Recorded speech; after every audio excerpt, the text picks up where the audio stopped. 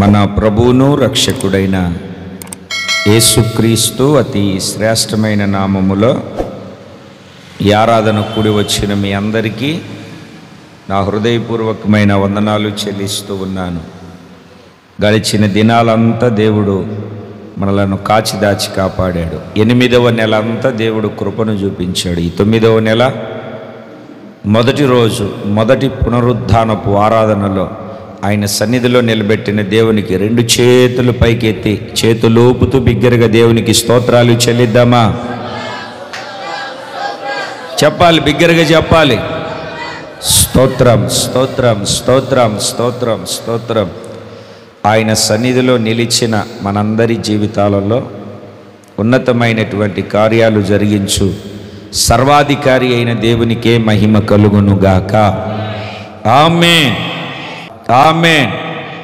దేవుని సన్నిధికి చేరి వచ్చినటువంటి దేవుని బిడ్డలారా, దేవుని యొక్క వాక్యాన్ని వినడానికి మనలను మనం దేవుని సన్నిధిలో సిద్ధపరుచుకుందాం.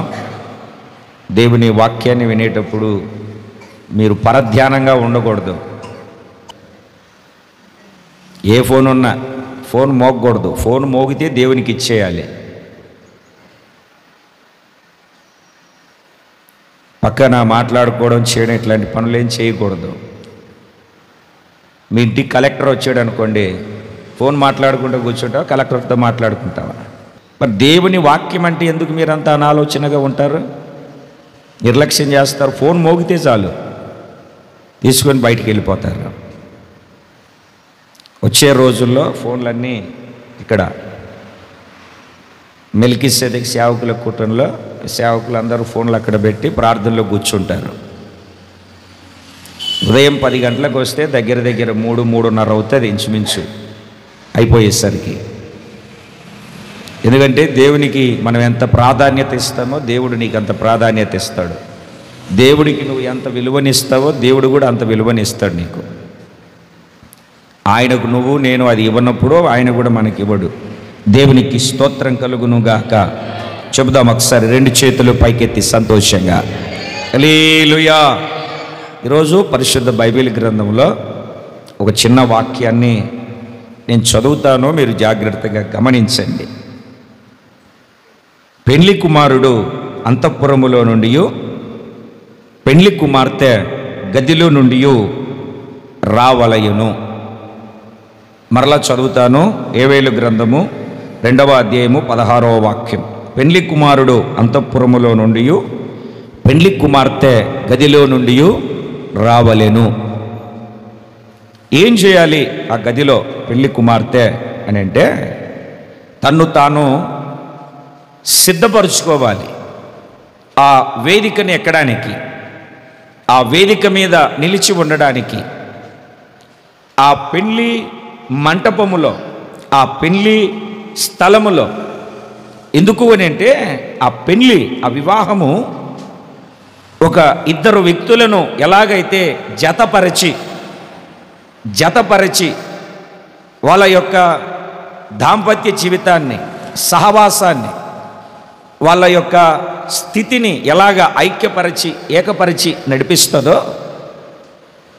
రేపు రాకడా అనే మధ్యాకాశములో ఆ పెళ్లి వేదికలో మనము నిలబడినట్లుగా ఇప్పుడు పెండ్లి కుమార్తె సంఘము గదిలో మీకు బాగా అర్థమయ్యేటట్టుగా చెప్పాలి అని అంటే, పెళ్ళిళ్ళు జరుగుతూ ఉంటాయి. పెళ్ళిళ్ళు జరుగుతూ ఉన్నప్పుడు పెండ్లి కుమార్తె పెండ్లి కుమారుడి ఇంటికి వెళ్తుంది. ఆ పెండ్లి కుమారుడు ఇంటికి వెళ్ళినప్పుడు ఒక గది ఇస్తారు. బంధువులదో వాళ్ళదో ఎవరిదో ఒక గది ఇస్తారు.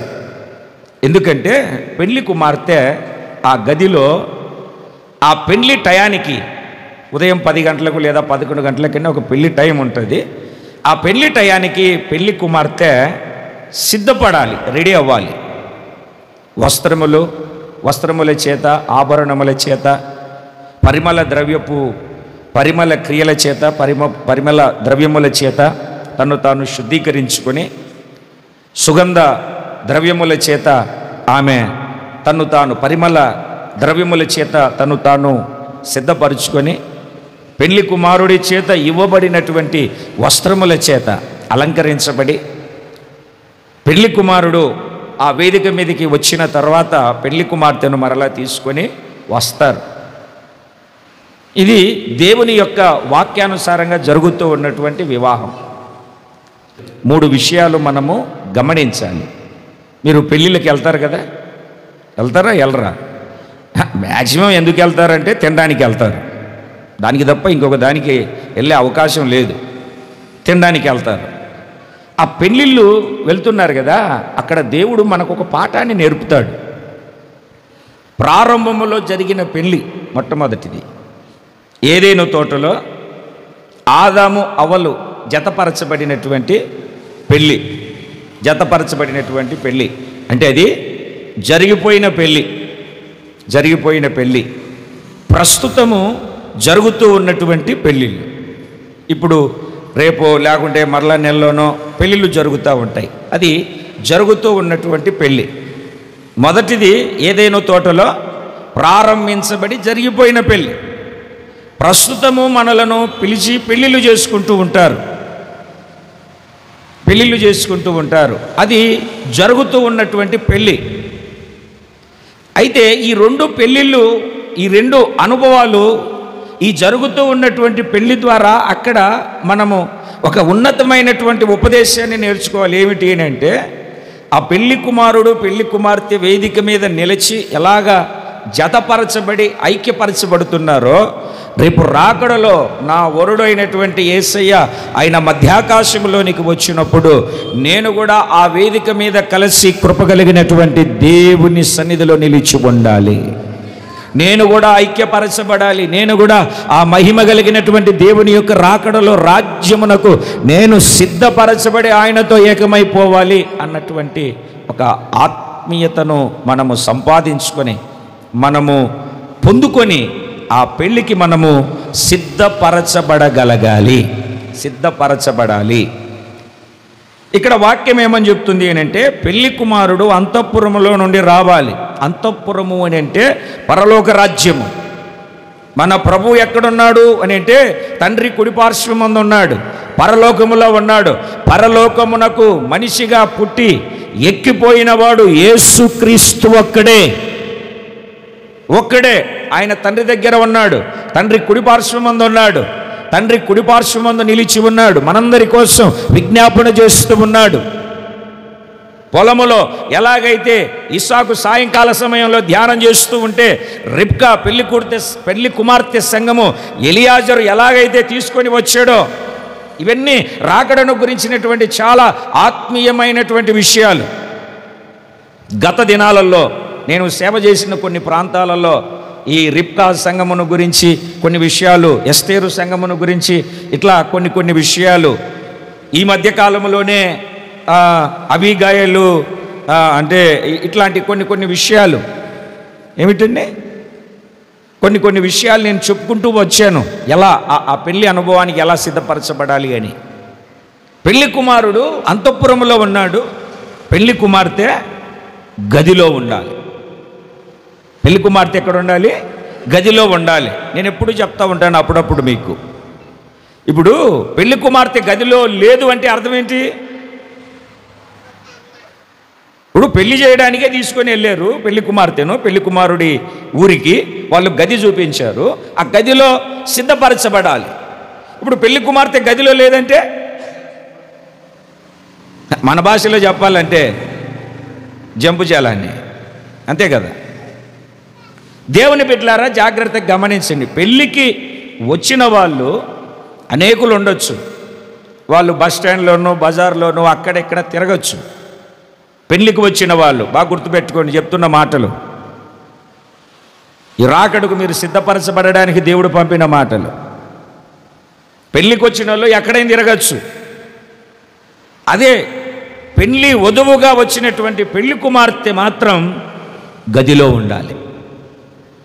నీవు గదిలో ఉంటేనే యేసయ్య మదిలో ఉంటావు. యేసయ్య మదిలో ఉంటేనే నీకు ఒక విలువ ఉంటుంది. యేసయ్య మదిలో ఉంటేనే నీకు ఒక అర్హత ఉంటుంది. దేవుని వాక్యాన్ని ఆలకిస్తూ ఉన్నటువంటి దేవుని బిడ్డలారా గదిలో ఉండాలి. ఆ గదే సంఘము. నీకు ఒక గది ఉండాలి. మీరు గమనించండి, మనం కొన్ని పెళ్ళిళ్ళకి వెళ్ళినప్పుడు ఒక ఫంక్షన్ హాలే తీశారనుకోండి, కొన్ని గదులు ఉంటాయి. పెళ్లి కుమార్తెకు పెళ్లి కుమారుడికి సపరేట్ గదులు ఉంటాయి.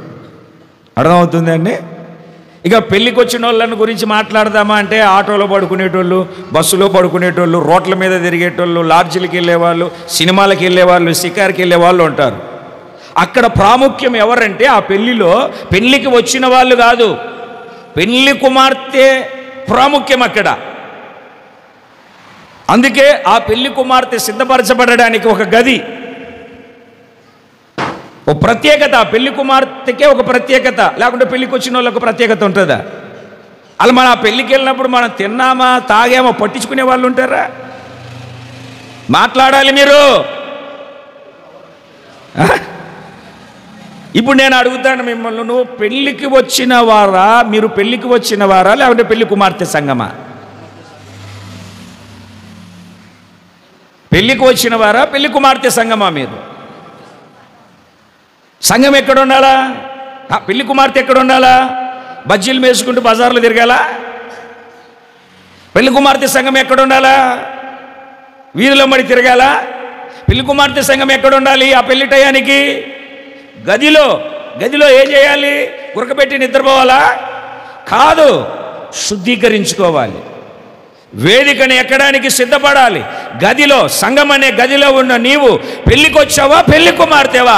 ఒకవేళ నువ్వు పెళ్లి కుమార్తె సంఘం అయితే రేపు ప్రభువు మహిమ కలిగిన రాకడకు సిద్ధపరచబడతావు.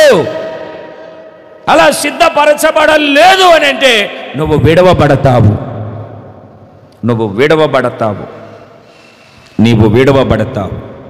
విడవబడుట బహు ఘోరం. అక్కడ నువ్వు చద్దామన్నా సావు రాదు. ఆ శ్రమల కాలంలో విడవబడినప్పుడు నీకు రక్షణను పొందుకోవడానికి అవకాశమే ఉండదు. ఒకే ఒక అవకాశము, హతసాక్షులుగా మరణించుట. హతసాక్షులుగా మరణించడానికి కూడా వీలు ఉండదు.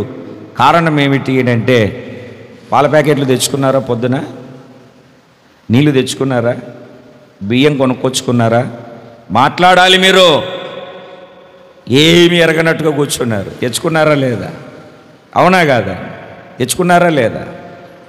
అయితే రేపు రాకడలో సంఘములో ఉన్న పరిశుద్ధులు ఎత్తబడిన తర్వాత రేపు నేను కొంటాను అమ్ముతానంటే పొరపాటున కుదరదు. సాతాను ముద్ర వేయించుకుంటేనే అమ్మాలి, కొనాలి. సాతాను ముద్ర వేయించుకుంటేనే అమ్మాలి, కొనాలి. ఒకవేళ సాతాను ముద్ర కుడి చేతి యందు కానీ నొసళ్ళ యందు కానీ వేయించుకుంటే ఇక నీకు పరలోక రాజ్యం లేదు. డైరెక్ట్, ఇప్పుడు కొన్ని ఆటలు వస్తాయి, డైరెక్ట్ మీ అకౌంట్లో డబ్బులని, డైరెక్ట్ మీకు నరకం, డైరెక్ట్ నరకం. అందుకే పెళ్ళికి వచ్చిన వాళ్ళు కాదు యేసయ్యకి కావాల్సింది. ఇప్పుడు పెళ్ళికి వచ్చిన వాళ్ళు కాదు యేసయ్యకి అవసరం. ఇప్పుడు పెళ్లి కుమార్తె సంఘముగా సిద్ధపడే వాళ్ళు కావాలి ప్రభువుకి. దేవునికి స్తోత్రం. నోరు తెరిచి హల్లెలూయా కూడా చెప్పరు మీరు. ఆ ఉత్సాహం కానీ ఆనందం కానీ లేదు మీకు. పెళ్ళి అయిపోతే మొగుడు తాగేసి కొట్టేసి ఇత కొట్టేస్తాడేమన్నట్టుగా భయపడిపోతున్నారు మీరు. దేవునికి స్తోత్రం కలుగునుగాక. ఆ ఉత్సాహం, ఆ ఆనందం కనబడట్లేదు మీకు. ఎవరు ఎక్కడి నుండి రావాలి? పెళ్లి కుమారుడు అంతఃపురములో నుండి, పెళ్లి కుమార్తె గదిలో నుండి రావాలి. నేను అడుగుతాను, మీకు గది ఉందా? మీరు సిద్ధపరచబడడానికి మీకు గది ఉందా? ఈరోజు గదిలో మనకు ఉండవలసిన గదిలో మనకు ఉండవలసినటువంటి అనుభవాన్ని మనము దేవుని యొక్క వాక్యములో నుండి కొన్ని విషయాలు మనం నేర్చుకుందాం. ఏముంది? ఏ గది ఉండాలి నీకు? ఆ గదిలో ఏముండాలి? ఏ గది అనుభవం కలిగి నువ్వు నడిపించబడినప్పుడు రేపు పెళ్లి కుమార్తె సంఘముగా సిద్ధపడి రాకడలో నువ్వు ఆయన ఎదుట నిలబడగలుగుతావు. దేవునికి స్తోత్రం కలుగునుగాక. ఏ గది ఉండాలి నీకు ఉండవలసినటువంటి గది ఏమిటి? చదువుదాం పరిశుద్ధ బైబిల్ గ్రంథంలో అపోస్తుల కార్యముల గ్రంథము 20వ అధ్యాయము 8వ వాక్యాన్ని మనం చదివి ఉన్నప్పుడు మేము కూడి ఉన్న మేడ గదిలో అనేక దీపములుండెను. మేము కూడి ఉన్న మేడ గదిలో అనేక దీపాలు ఉన్నాయి. అంటే నీకు ఏ గది ఉండాలి అంటే మేడ గది ఉండాలి. మేడ గది. కొంచెం గట్టిగా నోరు తెరిచి చెప్తారా? అందరు కలిసి చెప్తారా? ఏ గది ఉండాలి నీకు? మేడ గది. మేడ గది అంటే భూమి మీద కట్టింది కాదు, భూమి మీద కట్టిన దాని పైన ఉండేది మేడ అంటారు. భూమి మీద కట్టబడిన దానిపైన మేడగది అంటారు. నేను 3 అంతస్తులను గురించి, 3 అనుభవాలను గురించి గత దినాల్లో నేను చెప్పాను మీకు. 3 అంతస్తులు, 3 దినములు, 3 నేలలు, 3 అరలు అని 3 అంతస్తులను గురించినటువంటి కొన్ని విషయాలు నేను మీకు జ్ఞాపకం చేస్తూ వచ్చాను. మరి మీరు విన్నారో విడిచిపెట్టారో నాకు తెలియదు. వినకపోతే ఏ ఆదాం అనే మన యూట్యూబ్ ఛానల్లో ఉంటుంది, మీరు జాగ్రత్తగా చూడొచ్చు. దేవునికి స్తోత్రం కలుగును గాక. చెబుదామని ఒకసారి గట్టిగా హల్లెలూయా. ఇప్పుడు మనం చదవబడిన వాక్యాన్ని గమనిస్తే మేడగది, మేము కూడి ఉన్న మేడగదిలో అనేక దీపాలు ఉన్నాయి. కింద ఉన్న గది కాదు అది, మేడగది అంటే పైన ఉన్న గది. అంటే పరసంబంధమైనటువంటి అనుభవం, పరసంబంధమైనటువంటి స్థితి. ఆ మేడగది సంఘానికి సాదృశ్యం, సార్వత్రిక సంఘానికి సాదృశ్యం. అది భూ సంబంధమైనది కాదు. భూ సంబంధమైన సంఘం అయితే ఏ కులమో, ఏ మతమో, లేకుంటే ఏ డబ్బో, లేకుంటే ఏ డినామినేషనో దానికి అంటుకట్టబడి ఉంటుంది. ఇది పైనున్న గది, ఇది పైనున్న గది, ఇది మేడ ఉన్నతమైనటువంటి స్థితిలో ఉన్న గది. ఇప్పుడు నీకు ఉండవలసిన గది ఏమిటంటే పైనున్న గది, మేడగది ఉండాలి నీకు. అంటే నీ ఆత్మీయ స్థితి, ఆత్మ సంబంధమైన జీవితం పైన ఉండాలి. అదే ప్రభువైన యేసుక్రీస్తు చక్కగా మనకు దేవుని యొక్క వాక్యాన్ని పరిశుద్ధాత్మ ద్వారా వ్రాయించాడు ప్రభు దైవ సేవకులతో. మనము క్రీస్తుతో కూడా లేపబడి పరలోకమందు ఆయనతో కూడా దేవుడు మనలను కూర్చుండబెట్టాడు. ఎఫెసీ పత్రికలో ఇంటికి వెళ్ళిన తర్వాత ఆయనతో కూడా కూర్చుండబెట్టాడు. ఇప్పుడు ప్రభు ఎక్కడున్నాడండి? ప్రభు ఎక్కడున్నాడు? చూడట్లేదు మీరు, వాక్యాన్ని వినట్లేదు మీరు. ప్రభు ఎక్కడున్నాడు? పైన ఉన్నాడు. అంటే నువ్వు ఎక్కడ కూర్చోవాలి? నువ్వు ఇక్కడ కూర్చున్నా, నువ్వు ఇక్కడ బ్రతికి బట్ట కడుతున్నా, నీ మనస్సు, నీ ఆలోచన, నీ జీవం, నీ ఆత్మ అంతా అక్కడే ఉండాలి. ఇప్పుడు 2 కేజీల కూర మంచిగా మసాలా వేసి వండుకొని ఇంటి దగ్గరికి వచ్చావనుకో, ఇక్కడ కూర్చున్న మీ మనసంతా అసలు మూత వేసాను లేదా, కుండకు కిటికీ వేసాను లేదా, ఈ మధ్య పిల్లి తిరుగుతుంది, ఈ మధ్య కుక్కలు కూడా జొరబడుతున్నాయి, అసలు తలిపేసానంటావా నేను? ఏ టైం చూసుకుంటూ ఎప్పుడైపోతుంది, ఎప్పుడు వెళ్ళిపోవాలి నేనని మీ మనసంతా ఏమైపోతుంది? ఎప్పుడు అక్కడే ఉంటుంది. అలాగే మీ మనసంతా, ఒకవేళ మీరు ఇక్కడున్నా, ఇక్కడ చేస్తున్నా, మీ మనసంతా ఎక్కడ ఉండాలి? పైన ఉండాలి, పరలోకములో ఉండాలి. పరలోకంలో ప్రభు ఉన్నాడు. ఆ ప్రభు దగ్గర, ఆ ప్రియుడి దగ్గర.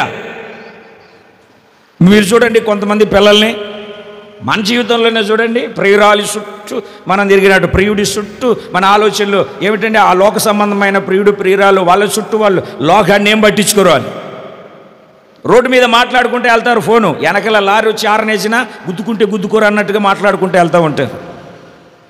అంటే వాళ్ళ ధ్యాస అంతా ఒకరి మీద ఒకరికి ఉన్నట్టుగా నీ ధ్యాస, నీ శ్వాస, నీ మనస్సు, నీ ఆత్మ అంత పైన ఉండాలి. దేవునికి స్తోత్రం కలుగునుగా.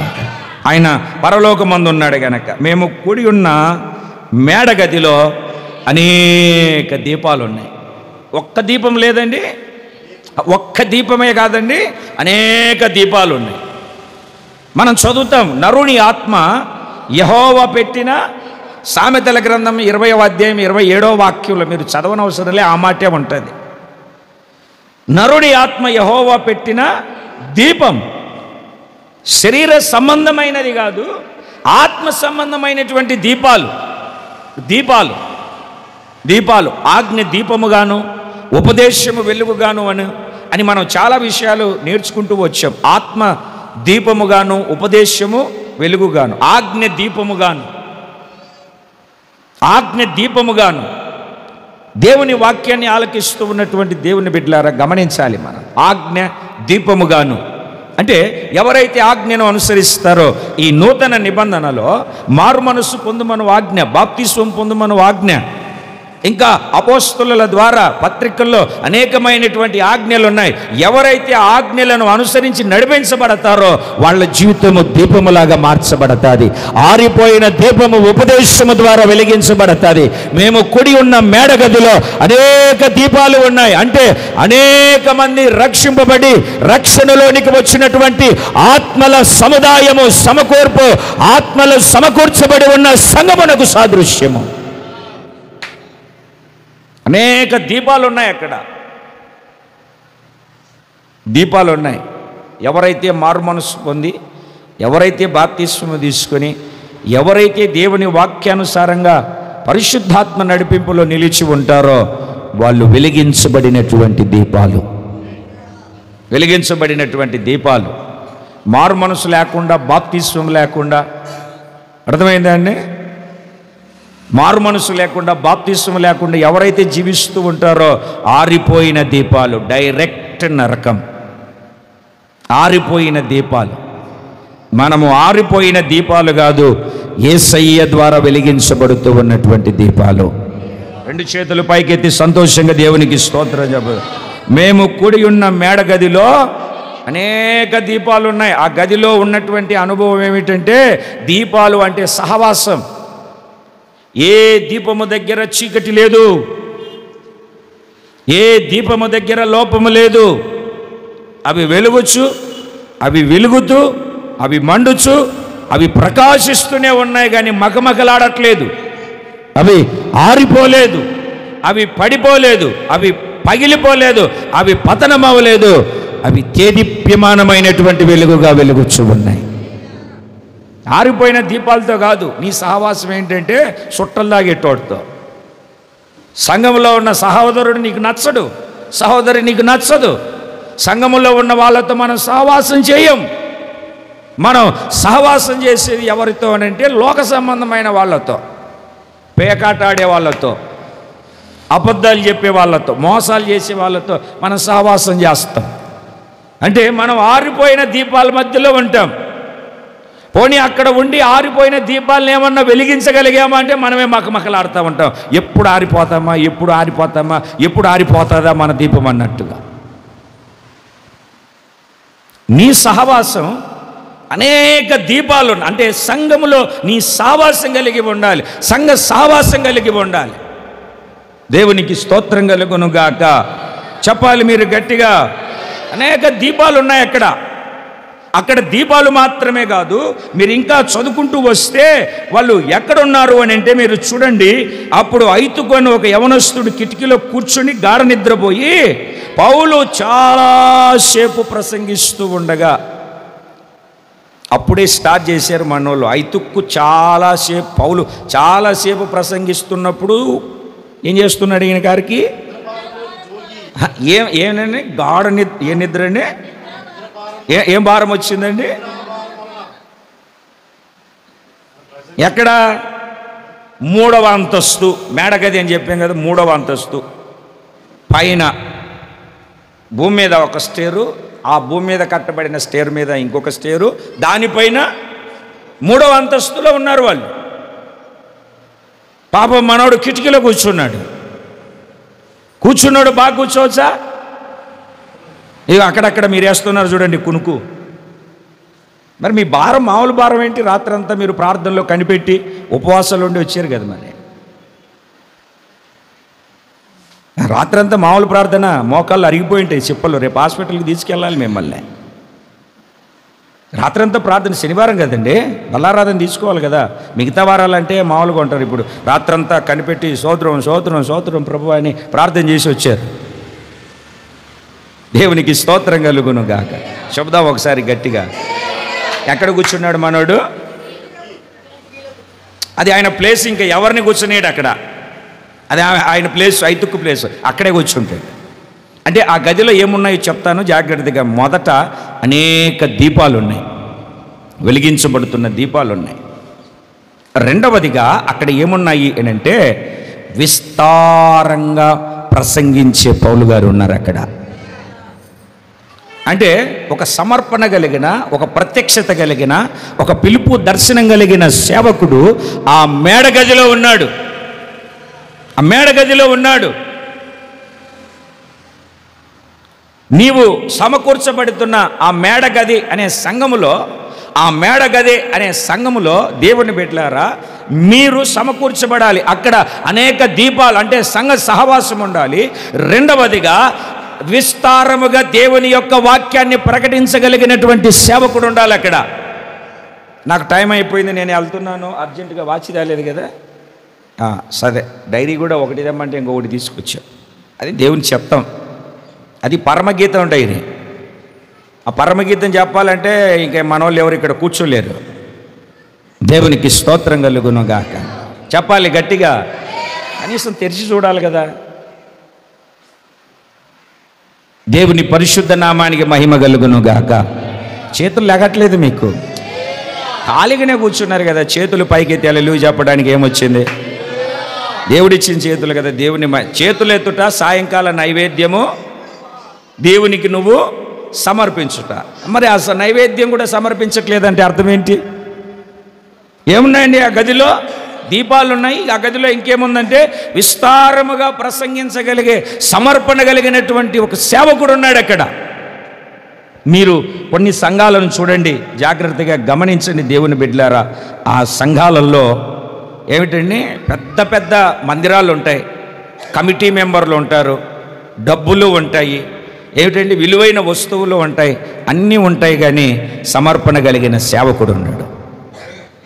ఒకవేళ సేవకుడున్నా ఏమిటండి పెత్తనం అంతా తనదే అన్నట్టుగా ఆ సంఘములో ఉన్న వాళ్ళు చేసుకుంటూ ఉంటారు. అది గదితో ప్రభు రాకడకు పెళ్లి కుమార్తెకు ఉన్నటువంటి గది కాదది, గది కాదది. సంఘాలు ఉంటాయి, మందిరాలు ఉంటాయి, ఏమిటండి ఆరాధనలు ఉంటాయి, పాటలు ఉంటాయి, మ్యూజిక్ ఉంటాయి, అన్నీ ఉంటాయి. కానీ అక్కడ ఒక అభిషేకించబడినటువంటి సేవకుడు నడిపింపు కలిగిన అనుభవం ఉండదు అక్కడ. ఎవరు ఇష్టం వచ్చినట్టు వాళ్ళు విచ్చలవిడిగా నేను గొప్ప అంటే నేను గొప్ప, కట్టుకున్న బట్టలు చూసుకుంటూ, పెట్టుకున్న నగలు చూసుకుంటూ, వాడుతున్నటువంటి సెల్ ఫోన్లు, వాహనాలు చూసుకుంటూ ఏమిటండి డంబముగా వాళ్ళు జీవిస్తూ ఉన్నటువంటి జీవన శైలి మనకు అక్కడ కనపడుతుంది తప్ప వైరాగ్యముతో కూడినటువంటి ఒక ఉపదేశాన్ని బోధించే ఆ సేవా అనుభవం అక్కడ కనబడదు. ఈ రోజున నీవు ఉన్న గదిలో అనేక దీపాలు మాత్రమే కాదు, సమర్పణ, పిలుపు, దర్శనము కలిగిన సేవకుడు ఉండే ఒక అనుభవం నీకు కావాలి. వైరాగ్యముతో సేవకుడు ప్రకటిస్తూ ఉన్న, చూడండి ఆ వాక్యాన్ని మనము జాగ్రత్తగా గమనిస్తూ ఉన్నప్పుడు దేవుని బిడ్డలారా చాలాసేపు ప్రసంగిస్తూ ఉండగా ఏం చేస్తూ ఉన్నాడండి? కొంచెం గట్టిగా చెప్పాలి మీరు. ఎంతసేపు ప్రసంగిస్తున్నాడండి? నాకు అర్జెంటుగా టైం అయిందండి, ఒక 3 నిమిషాల్లో ముగించేసుకుందామండి. ఒక్క పావు గంటలో వాక్యం ముగిస్తే మీకు ఎంత సంతోషమో. ఓ పావు గంటలో వాక్యం ముగిస్తే సంతోషం అన్న వాళ్ళు చేతుల పైకి హల్లెలూయా చెప్పండి. ఉన్నారు ఉన్నారు ఉన్నారు ఉన్నారు ఉన్నారు ఉన్నారు ఉన్నారు ఉన్నారు ఈ బ్యాచ్ ఉంటుంది, ఎక్కడికి వెళ్ళినా ఉంటుంది. పావు గంటలో అయిపోవాలి. అన్నం తినేటప్పుడు మాత్రం నమిలి నమిలి వడబేసి ముక్కలు అరిగిపోయేంత వరకు నమిలి నమిలి ఒక అరగంట సేపు తింటారు. వాక్యం పావు గంటేనంట, సరిపోద్దంట. చేతులు ఎత్తి హల్లెలూయా చెప్తున్నారు. మళ్ళీ ఒకసారి గట్టిగా హల్లెలూయా చెబుదామా? ఎందుకు? దేనికి హల్లెలూయా? పావు గంట సేపుగా, పావు గంట సేపటిగా, ఎంతసేపు? చాలాసేపు. మరుసటి రోజు వెళ్ళే పని ఉంది, అయినా ముందు దేవుని వాక్యాన్ని ప్రకటించాలి. ఎన్ని పనులున్నా, ఎన్ని భారాలున్నా, ఎన్ని ఉన్నా మొదట దేవుని యొక్క మాట, దేవుని యొక్క వాక్యం, దేవుని యొక్క వాక్కులు ప్రకటించాలి అన్నటువంటిదే ఈ పౌలు గారి యొక్క ధ్యేయం, లక్ష్యం, ఉద్దేశ్యం. విస్తారంగా ఏమని రాస్తుందండి? చాలాసేపు ప్రసంగిస్తూ ఉండగా, ఈయన ప్రసంగిస్తూ ఉన్నాడు, ఆ ఐతుకుగాడు ఉన్నాడే ఆయన పని మీద ఆయన ఉన్నాడు. చదవండి ఆ మాటను కూడా చదవండి. అబ్బా, ఉన్న భారాలన్నీ సరిపోవని మరలా దేవుని యొక్క సహవాసంలోకి వచ్చిన తర్వాత ఈ భారం ఒకటి ప్రత్యేకంగా మరలా చనిపోయాడు. దేవుని యొక్క వాక్యాన్ని వింటే కదా బ్రతికేది. ఇప్పుడు మీరు నిద్రపోయారనుకో వాక్యం వినబడుతుంది మీకు.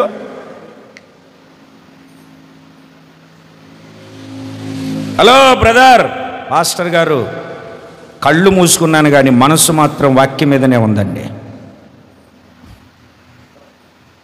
నేను నిద్రపోతున్నానని మీరు అనుకుంటున్నారు, నేను ప్రభువు దర్శనాలు చూస్తున్నానండి.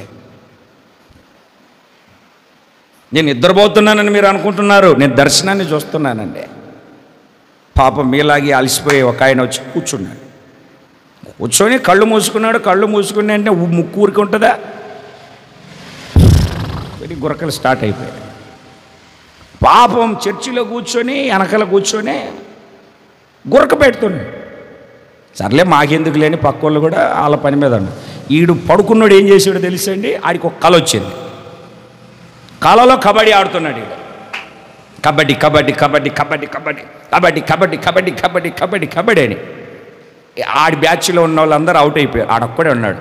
ఆడిప్పుడు రైడ్కా కోతకా మన భాషలో చెప్దాంలేండి, ఆ కోతకి వెళ్ళాడు. కబడ్డీ కబడ్డీ కబడ్డీ అనుకుంటు నన్ను వీళ్ళు ఎలాగ పట్టుకుంటారు, ఒక్క నన్న మొహం మీద తన్నాలనుకున్నాడు. వీడు ఏది చర్చిలో పడుకొని వాక్యం వినకుండా కబడ్డీ కబడ్డీ కబడ్డీ అని కల్లో, చర్చిలో అంటే మీరు మామూలుగా ఆడుకునేరు అనుకున్నారు, కల్లో నిద్రపోతూ కబడ్డీ కబడ్డీ కబడ్డీ అనుకుంటూ నేను ఎలాగ అవుట్ అయిపోతాను, ఒక్కనన్న తన్నాలి నేను ఎక్కడొక చోట అని వెళ్ళాడు. రోషంగా వెళ్ళాడు. కబడ్డీ కబడ్డీ కబడ్డీ కబడ్డీ అని వెళ్ళి ఒక్క తన్ను తన్నాడు ఒకని.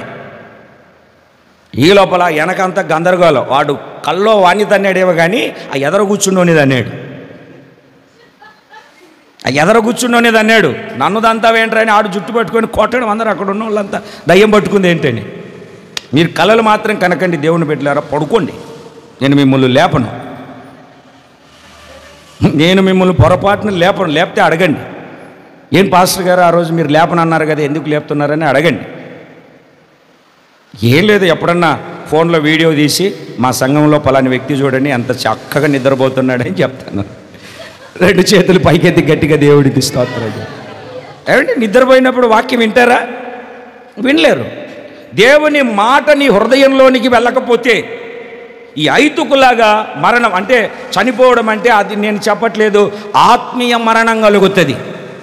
ప్రార్థన చేయకపోవడం, వాక్యాన్ని వినకపోవడం, దేవుని కొరకు జీవించకపోవడం, ఆత్మానుసారంగా నడిపించబడకపోవడం, ఇవన్నీ ఆత్మీయ మరణాలు. శారీరక మరణం కాదు నేను చెప్పేది, ఆత్మీయ స్థితిలో మీరు మరణించిన వారు అవుతారు. అమ్మా అయ్యా ఎంతసేపు మీరు ప్రార్థన చేసి ఈరోజు ఆరాధన కదా, ఈ ఆరాధనకు ప్రభు బల్లారాధనకు అమ్మా వినండి, అడుగుతున్నాను మిమ్మల్ని, అయ్యా వినండి, ఎంతసేపు ప్రార్థన చేసుకొని వచ్చారు? కనీసం ఒక గంట సేపు అయినా రాత్రి మోకాళ్ళ మీద ఉండి ప్రార్థన చేసుకొని వచ్చారా?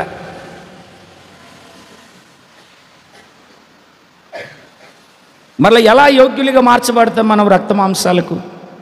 ఎలా అర్హత పొందుకోగలుగుతాం మనం దేవుని సన్నిధిలో? దేవుని పరిశుద్ధ నామానికి మహిమ కలుగును గాక. నిన్నటి దినాన ఎంత ఉన్నతమైన ఉపదేశాన్ని దేవుడు మాట్లాడాడు. నేను డైరీలో ఎప్పుడో రాసుకున్న ప్రసంగం, ఆ వాక్యాన్ని చెప్పమని ప్రభు ప్రేరేపించాడు. అది చెప్దాం అనుకుంటే రాసుకున్నది పక్కన పెట్టి వేరే కోణంలో దేవుడు తీసుకెళ్ళాడు. ఒక ఉపదేశం, ఒక వాక్యం. ఆత్మీయులు ఆత్మీయ స్థితిని ఎదుగుతారు, లోకస్తులు లోక సంబంధమైన వాటి కోసం ప్రయాసపడతారు. నువ్వు ఆత్మీయుడవని ఎప్పుడు తెలుస్తుంది ఏంటంటే నువ్వు చేసే క్రియలను బట్టి. దొంగోడని ఎట్లా చెప్తారండి మీరు? దొంగోడని ఎట్లా చెప్తారు మీరు? ఆడు దొంగతనం చేస్తాడు గనక వ్యభిచారని ఎలా చెప్తారు? ఆ వ్యభిచారం చేస్తాడు గనక అబద్ధాలు ఆడేవాడని ఎప్పుడు చెప్తారు? ఎలా చెప్పగలుగుతారు? అబద్ధములు మాట్లాడతాడు గనక. మరి నువ్వు ఆత్మీయులవు, ఆత్మ సంబంధమైన బిడ్డవని ఎలా తెలుస్తుంది? ఎలా తెలుస్తుంది? నువ్వు ఆత్మ సంబంధంగా జీవించినప్పుడు. ఆత్మ సంబంధంగా ఇప్పుడు మేము అడుగుతాను, ఏమనుకోరు కదండి, ఏమనుకోరు కదా, అనుకున్నా నాకేం ఇబ్బంది లేదండి. మిమ్మల్ని ఒక మాట అడుగుతాను, పోయిన వారంలో తినకుండా ఎన్ని రోజులు ఉన్నారు? పొద్దున్న ఇడ్లీలు మేయకుండా ఎంతమంది వచ్చారు? ఒకసారి ఆలోచన చేయండి. ఎందుకు? అమ్మో బలహీనుడని అయిపోతాను, పడిపోతాను, అయిపోయింది, బీపీ బార్డర్ దాటిపోతుంది, షుగర్ స్టేట్ దాటిపోతుంది, అమ్మో షుగర్ అయిపోతుంది అని చెప్పేసి ఏమిటండి తినకపోతే బలహీనమైపోతామని అంత జాగ్రత్తగా ఉన్నప్పుడు వాక్యం అనే ఆహారము తినకపోతే నీ ఆత్మ భ్రష్టత్వంలోనికి వెళ్ళిపోతుందన్న అవగాహన ఉండదా? ప్రార్థన చేయకపోతే నేను బలహీనుడనైపోతాను అన్నటువంటి స్థితి ఉండదా? వాక్యము నీకు ఆహారం అయితే, ప్రార్థన నీకు ప్రాణమైతే, పరిశుద్ధాత్మ నింపుదల నీకు దాహాన్ని తీర్చే నీళ్ళైతే విస్తారముగా చాలాసేపు పౌలు గారు ప్రసంగిస్తుంటే అయ్యగారు ఒక్కడు కిటికీలో కూర్చొని గాఢ నిద్రపోయి నిద్రాభారంతో జోగి కింద పడిపోయాడు. ఏం మామూలు మిద్ది మీద అయితే పర్వాలేదు, 2 దాటి 3వ అంతస్తు అక్కటుంటి పడిపోయాడు. ఈ రోజున చాలామంది వాక్యానికి చోటు ఇవ్వక, వాక్యానికి విలువ ఇవ్వక, గదిలో ఉన్న సంఘములో ఉన్న వాక్యానుసారమైనటువంటి జీవితము లేక పడిపోయి పతనమైపోతున్నటువంటి వాళ్ళు అప్పుడప్పుడు మన అవసరాలను బట్టి వాక్యాన్ని అలా ప్రక్కకు దోసి ఇది నాకు కాదులే వాక్యం, ఇది నాకు కాదులే వాక్యం, ఇది నాకు కాదులే వాక్యం అని పక్కకు దోసేసి చేయాల్సిందంత చేసి, ప్రభు నాకేం చేయలేదు, నువ్వేం చేసావు ప్రభువుకి చెప్పు, ఏం చేసావు ప్రభువుకి చెప్పు,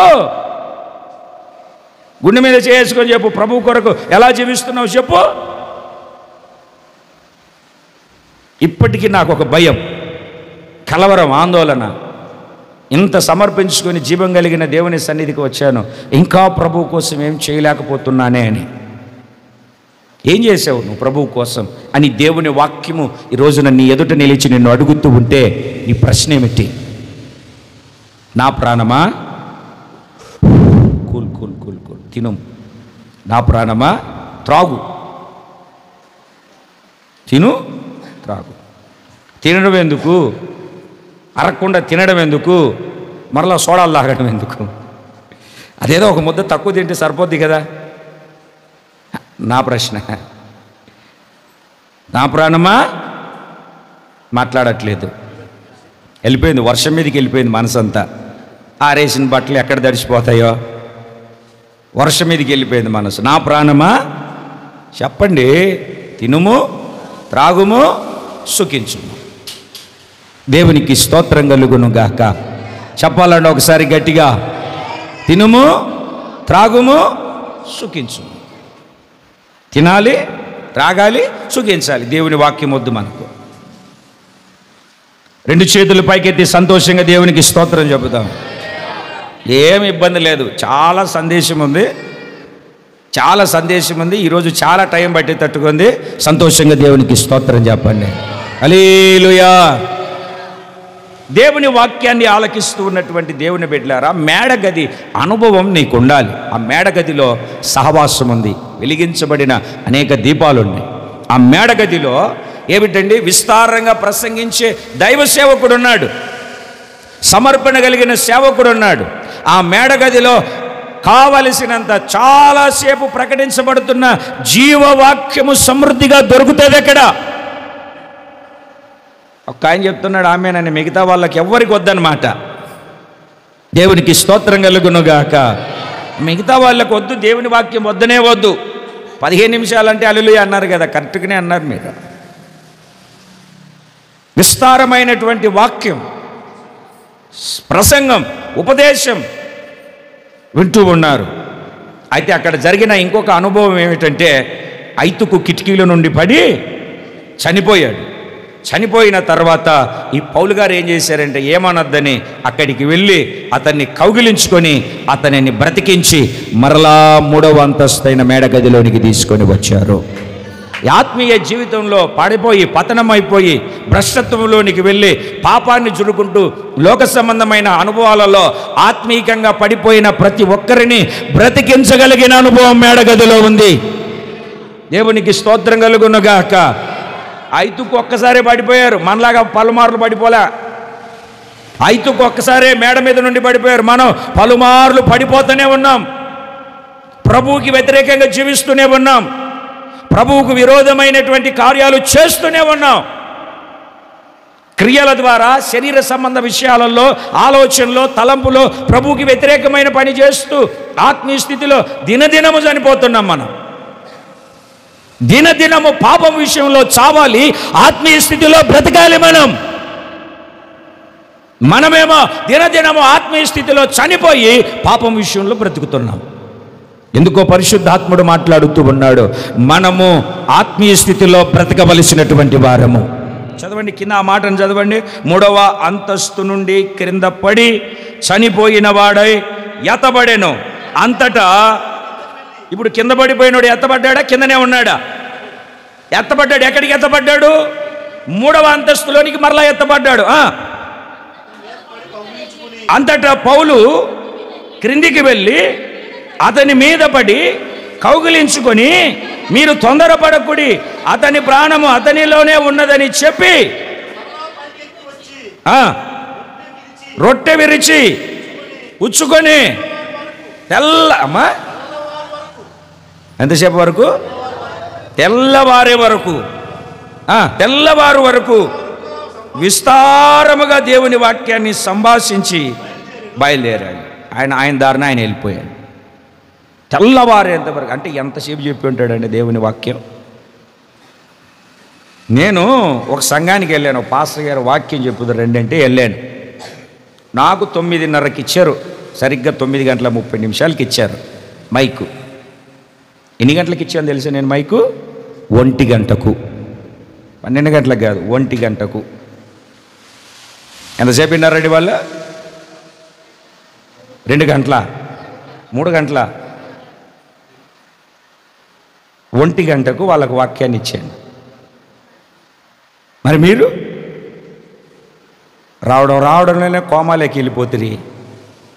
నాకేమో మిమ్మల్ని చూసిన వెంటనే ఏంటి బాబా నేను చెప్పే వాక్యం అర్థం అవ్వట్లేదని నీరసం వచ్చేసి పాయసం తాగినోడు ఆయాసపడ్డట్టుగా ఒక్కోసారి ఏమనిపిస్తుందంటే ఏం చెప్పాలబ్బా వీళ్ళకు వాక్యము, అలా నేను చెప్తున్నది కరెక్ట్ కాదేమో. అలాగా ఒక 20 పాటలు పాడి హల్లెలూయా అని చేతులు ఊపించి ఎత్తి మీద చేతులు పెట్టి చిన్ని జోబులు పెట్టుకొని పంపిస్తే బాగుంటుందేమో అనిపిస్తుంది నాకు అప్పుడప్పుడు. దేవునికి స్తోత్రం కలుగునుగాక.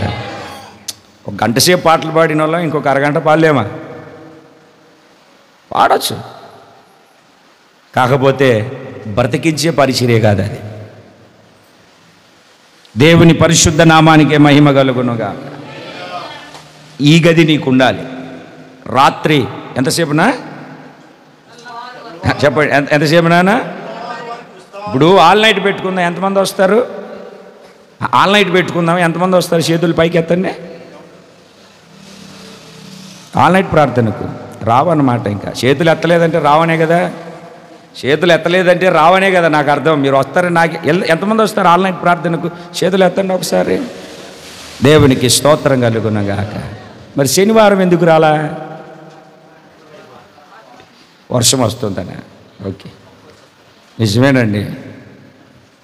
దేవునికి స్తోత్రం కలుగునగాక. మరి బగబగ మండుతున్న నిప్పులు కదా, వర్షం పడితే ఆరిపోతారు. ఒకసారి 2 చేతులు పైకి ఎత్తి గట్టిగా ఎంతసేపు మాట్లాడారన్నా? ఆ రాత్రంతా తెల్లవారేదాకా మందిరంలో ఉన్నావా? ఇక్కడికి వచ్చిన తర్వాత మందిరంలో ఉన్నావా?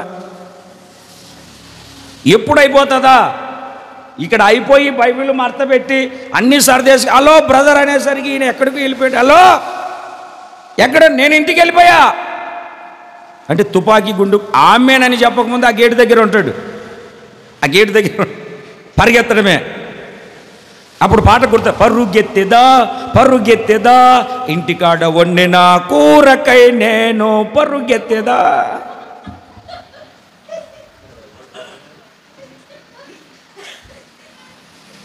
రెడీగా పరిగెత్తడానికి రెడీగా. దేవునికి స్తోత్రం కలుగునుగాక.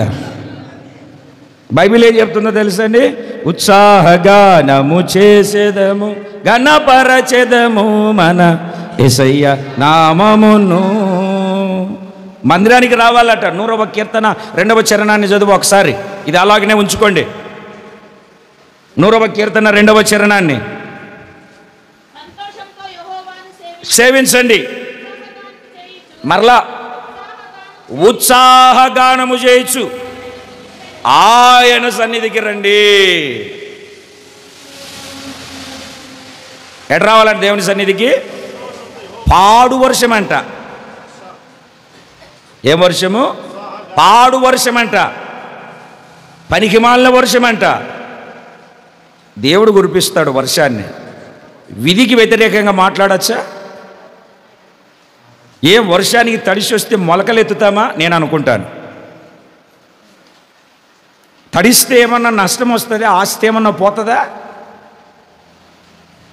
పాడు వర్షం కాదు, పనికిమాలిన వర్షం కాదు. ఇది విధి నిర్ణయం.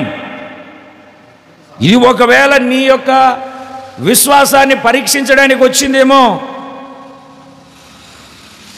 అదే పెళ్ళి ఉంటే ఆగుతావా? వేసుకున్న మాకప్పు రాసుకున్న పౌడర్ రాలిపోయినా పర్వాలా, తడుచుకుంటూ వెళ్ళిపోతాం. మందిరానికి రాము, విసులుబాటు అన్నీ ఉన్న దేవుని సన్నిధికి రాము. హెబ్రీ పత్రిక 10వ అధ్యాయము 24వ వాక్యం. హెబ్రీ పత్రిక 10వ అధ్యాయం 24వ వాక్యం. కొందరు మానుకొనుచున్నట్లుగా సమాజముగా కూడుట మానక ఒకరినొకరు హెచ్చరించాలో. బ్రదర్ ప్రైజ్ లార్డ్, అమ్మా ప్రార్థనకి వెళ్ళావా? నువ్వు ఇద్దరు నవ్వుకోవడం. హెచ్చరికలు లేవు. అసలు నువ్వే రానప్పుడు పక్కోళ్ళని ఏం హెచ్చరిస్తావు? నీకే ఆత్మీయ స్థితి లేనప్పుడు పక్కోళ్ళని ఏం హెచ్చరిస్తావు? ఒకరినొకడు హెచ్చరించుచు ప్రభువు రాకడ సమీపించే కొలది, మీరు చూసే కొలది మరీ ఎక్కువగా అలాగు చేయుచు ప్రేమ చూపుటకును సత్కార్యము చేయుటకును ఒకరినొకడు పురిగొలపండి. ఒకరినొకరు కొందరు మానుకుంటున్నారు, వాళ్ళు మానుకున్నట్టుగా మీరు మానకూడదు. కొందరు ఆగిపోతున్నట్టుగా మీరు ఆగిపోకూడదు. ఒకరినొకరు హెచ్చరించుకుని, హలో బ్రదర్ ఎందుకు రాలేదు? హలో సిస్టర్ ఎందుకు రాలేదు? ఏమైంది? రావాలి, మీరు దేవుని సన్నిధిలో ఉండాలని ఒకరినొకరు పురిగొల్పుతూ హెచ్చరించుకుంటూ దేవుని యొక్క సన్నిధిలో మనం నిలిచి ఉందాము. హల్లెలూయా. రావట్లేదు తెలుసా? లోపల లేదు, లోపల లేదు, స్టాక్ లేదు. మేము కూడి ఉన్న మేడగది. మీకు మేడగది అనుభవం ఉండాలి. మేడగదిలో ఏమున్నాయి చెప్పండి ఒకసారి. ఒకటి దీపాలు. దీపాలంటే అంటే ఆత్మలంటే సహవాసము. దీపం వెలిగిందనుకో, ఏనా? దీపం వెలిగిందనుకో, తనకు తానే వెలిగిస్తారా? ఇళ్ళంతా వెలిగిస్తారా? మరి మీరు వెలిగిస్తే మీ చుట్టూ ఏముండాలి? వెలుగుండాలి. అనేక దీపాలు అంటే సహవాసం. ఒక దీపం కాదు, అనేక దీపాలు. లెక్కలేదు, అక్కడ సంఖ్య లేదు. రెండవది, అక్కడ సమర్పణ కలిగిన సేవకుడు. మూడవది, ఆ మేడగదిలో ఏముంది అంటే తెల్లవారేంత వరకు దేవుని యొక్క వాక్యము, దేవుని యొక్క సహవాసం, ఆత్మీయ నడిపింపు ఉంది అక్కడ. దేవుని పరిశుద్ధ నామానికి మహిమ కలుగునుగా. విస్తారమైన వాక్య సందేశము. తర్వాత అక్కడ ఏముంది అంటే ఆత్మీయంగా ఎవరైతే చనిపోతారో వాళ్ళను మరలా బ్రతికించి ప్రభువు కొరకు సిద్ధపరిచే పరిచర్య ఉంది అక్కడ. పడిపోయిన వాళ్ళను లేవనెత్తే పరిచర్య ఉంది అక్కడ. పడిపోయిన వాళ్ళను పడిపోయినట్లుగా చేసే పరిచర్య లేదు, మరలా లేవనెత్తి 3వ అంతస్తులో నిలబెట్టే పరిచర్య ఉంది అక్కడ. అక్కడ ఆ పరిచర్య ఉంది. మరి నీకు ఇటువంటి మేడగది ఉందా? పెళ్లి కుమార్తె ఎక్కడి నుండి రావాలి? గట్టిగా చెప్పాలి. ఎక్కడి నుండి రావాలి పెళ్లి కుమార్తె? గదిలో నుండి రావాలి. ఈ అనుభవము, ఈ ఆత్మీయ స్థితి నీ జీవితంలో ఉందా? దేవునికి స్తోత్రం కలుగునుగాక. మొదటిది మేడగది. చెప్పండి. అంటే సంఘ సహవాసం, పరిచర్య ధర్మం. రెండవ విషయాన్ని చెప్తాను. మత్తయి సువార్త, ఒక విషయానికే గంట సేపు పట్టింది. 6వ అధ్యాయము 6వ వాక్యం. నువ్వు గదిలోనికి వెళ్ళి తలుపు వేసుకొని ప్రార్థన చేయి. రహస్యమందు చూసి నీ తండ్రి నీ ప్రార్థనకు ప్రతిఫలాన్ని ఇస్తాడు. 6వ అధ్యాయం 6వ వాక్యం. నువ్వు ప్రార్థన చేయనప్పుడు నీ గదిలోనికి వెళ్ళి తలుపు వేసి, చాలండి, చాలు బాగా చదువుతారు మీరు. నీ గదిలోనికి వెళ్ళి, చదివారుగా, ఒకసారి తలలు పైకి ఎత్తండి, నేను చెప్తాను. నీ గదిలోనికి వెళ్ళి తలుపు వేసుకొని ప్రార్థన చేయి. గదిలోనికి వెళ్ళి తలుపు వేసుకొని ప్రార్థన చేయి. తలలు పైకి ఎత్తండి. ఇంకొక తర్జుమాలో ఏమని రాసి ఉంటుందో తెలుసా అండి? లోపల గదిలోనికి వెళ్ళి. ఏ గదిలోనికి? లోపల గదిలోనికి వెళ్ళి. బయట ఉన్న గది కాదు, లోపల ఉన్న గదిలోనికి వెళ్ళి తలుపు వేసుకొని ప్రార్థన చేయి. దేవుని మాటను ఆలకిస్తూ ఉన్నటువంటి దేవుని బిడ్డలారా, మన ఆధ్యాత్మికమైన జీవితంలో మనకు ఉండవలసినటువంటి రెండవ గది ఏమిటి అంటే ప్రార్థన గది. ఏ గది? కొంచెం నోరు తెరిచి చెప్పాలి. ఏ గది ఉండాలి మనకు? ప్రార్థన గది ఉండాలి. ఆ బకెట్ తీసుకొచ్చి పెట్టు, అదైతే ఇంకా చిడతనే ఉంటుంది, ఇంకెక్కువ చిడతది. దానికంటే ఫ్రీగా వదిలేయడమే బెటర్. బకెట్ తెచ్చుకో. సార్, రెండు చేతులు పైకెత్తి గట్టిగా దేవునికి స్తోత్రం చెబుదాం. చెప్పాలా ఒకసారి గట్టిగా? హల్లెలూయా. ఎక్కడికి వెళ్ళాలి మనము? అదే ఏ గది? రెండవ గది. ఏ గది? ప్రార్థన గది. లోపల అంటే ప్రార్థనలో మీరు అంత లోతుగా వెళ్ళాలి. కొంతమంది ప్రార్థన చేస్తారండి, వాళ్ళ ప్రార్థన ఎట్లా ఉంటుందంటే గొల్లవాన్ తిప్ప స్టార్ట్ చేసుకొని ఏమిటండి పశ్చిమ గోదావరి జిల్లా, ఆంధ్రప్రదేశ్, ఏమిటండి రాష్ట్రము, అలాగే భారతదేశం అంతా 5 నిమిషాల్లో చుట్టేసేసి యేసు నామములో అడుగుచున్నాము తండ్రి అంటారు. 5 నిమిషాల్లో అయిపోద్ది ప్రార్థన.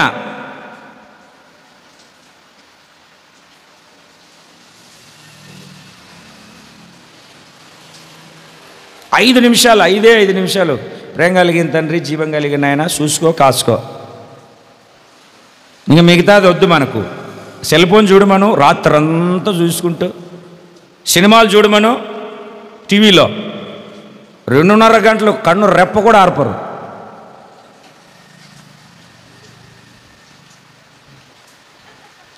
అయిపోయింది. ప్రార్థన చేయి, ప్రార్థన చేయి అమ్మా, అయ్యా ప్రార్థన చేయి. పరలోక రాజ్యములు ప్రవేశించగలుగుతావు. ఎవరి జీవితంలో అయితే ప్రార్థన ఉండదో వాళ్ళను మరణం ఎలుబడి చేస్తుంది. ప్రార్థన చేసేవాడే, మహారోదనతోనూ కన్నీళ్లతోనూ ప్రార్థన చేయగలిగిన వాడే మరణములో నుండి రక్షించబడతారు. మరణం అంటే నరకం. మరణం అంటే నరకం. ఎన్ని శ్రమలు రాని, ఎన్ని శోధనలు రాని, ఎన్ని ఇబ్బందులు రాని, పొర్రపాటున ప్రార్థనకు మోకాలు వంగదే. అవి అనుభవిస్తూ కింద మీద పడుతూ బాబు ప్రార్థన చేస్తే వీటన్నిటిని దేవుడు తప్పిస్తాడు. ఇటువంటి వాటిలో నుండి విడుదల పొందుతామన్న పొరపాటును కూడా మోకరించి, లేకుంటే దేవుని సన్నిధిలో ఉండి ప్రార్థన చేసే అనుభవం కనబడదు మనకు. నీ లోపల గదిలోనికి వెళ్ళి ప్రార్థించి, అంటే పై చేసే ప్రార్థన కాదు, పెదవులతో చేసే ప్రార్థన కాదు, హృదయంతో చేసే ప్రార్థన, లోతైన అనుభవంలోనికి వెళ్ళి చేసే ప్రార్థన, లోపల గదిలోనికి వెళ్ళి చేసే ప్రార్థన అనుభవము నీ జీవితంలో ఎప్పుడైతే నువ్వు కలిగి ఉంటావో అప్పుడే నువ్వు నిత్య రాజ్యంలో ప్రవేశించగలుగుతావు. 2 చేతులు పైకెత్తి గట్టిగా దేవునికి స్తోత్రం చెబుదాం. హల్లెలూయా. ఆ ప్రార్థన, అట్టి ప్రార్థన అనుభవం, అట్టి ప్రార్థన స్థితి, అట్టి ప్రార్థన నడిపింపు నీ జీవితంలో నువ్వు కలిగి ఎప్పుడైతే నడిపించబడతావో అప్పుడే నువ్వు నిత్య రాజ్యాన్ని స్వతంత్రించుకోగలుగుతావు. దేవుని పరిశుద్ధ నామానికి మహిమ కలుగును గాక. ఏ అనుభవం కలిగి ఉండాలి మనము? ఏ అనుభవం కలిగి ఉండాలి మనము? ప్రార్థనా అనుభవం కలిగి ఉండాలి. మనం ప్రార్థనా జీవితం కలిగి ఉండాలి.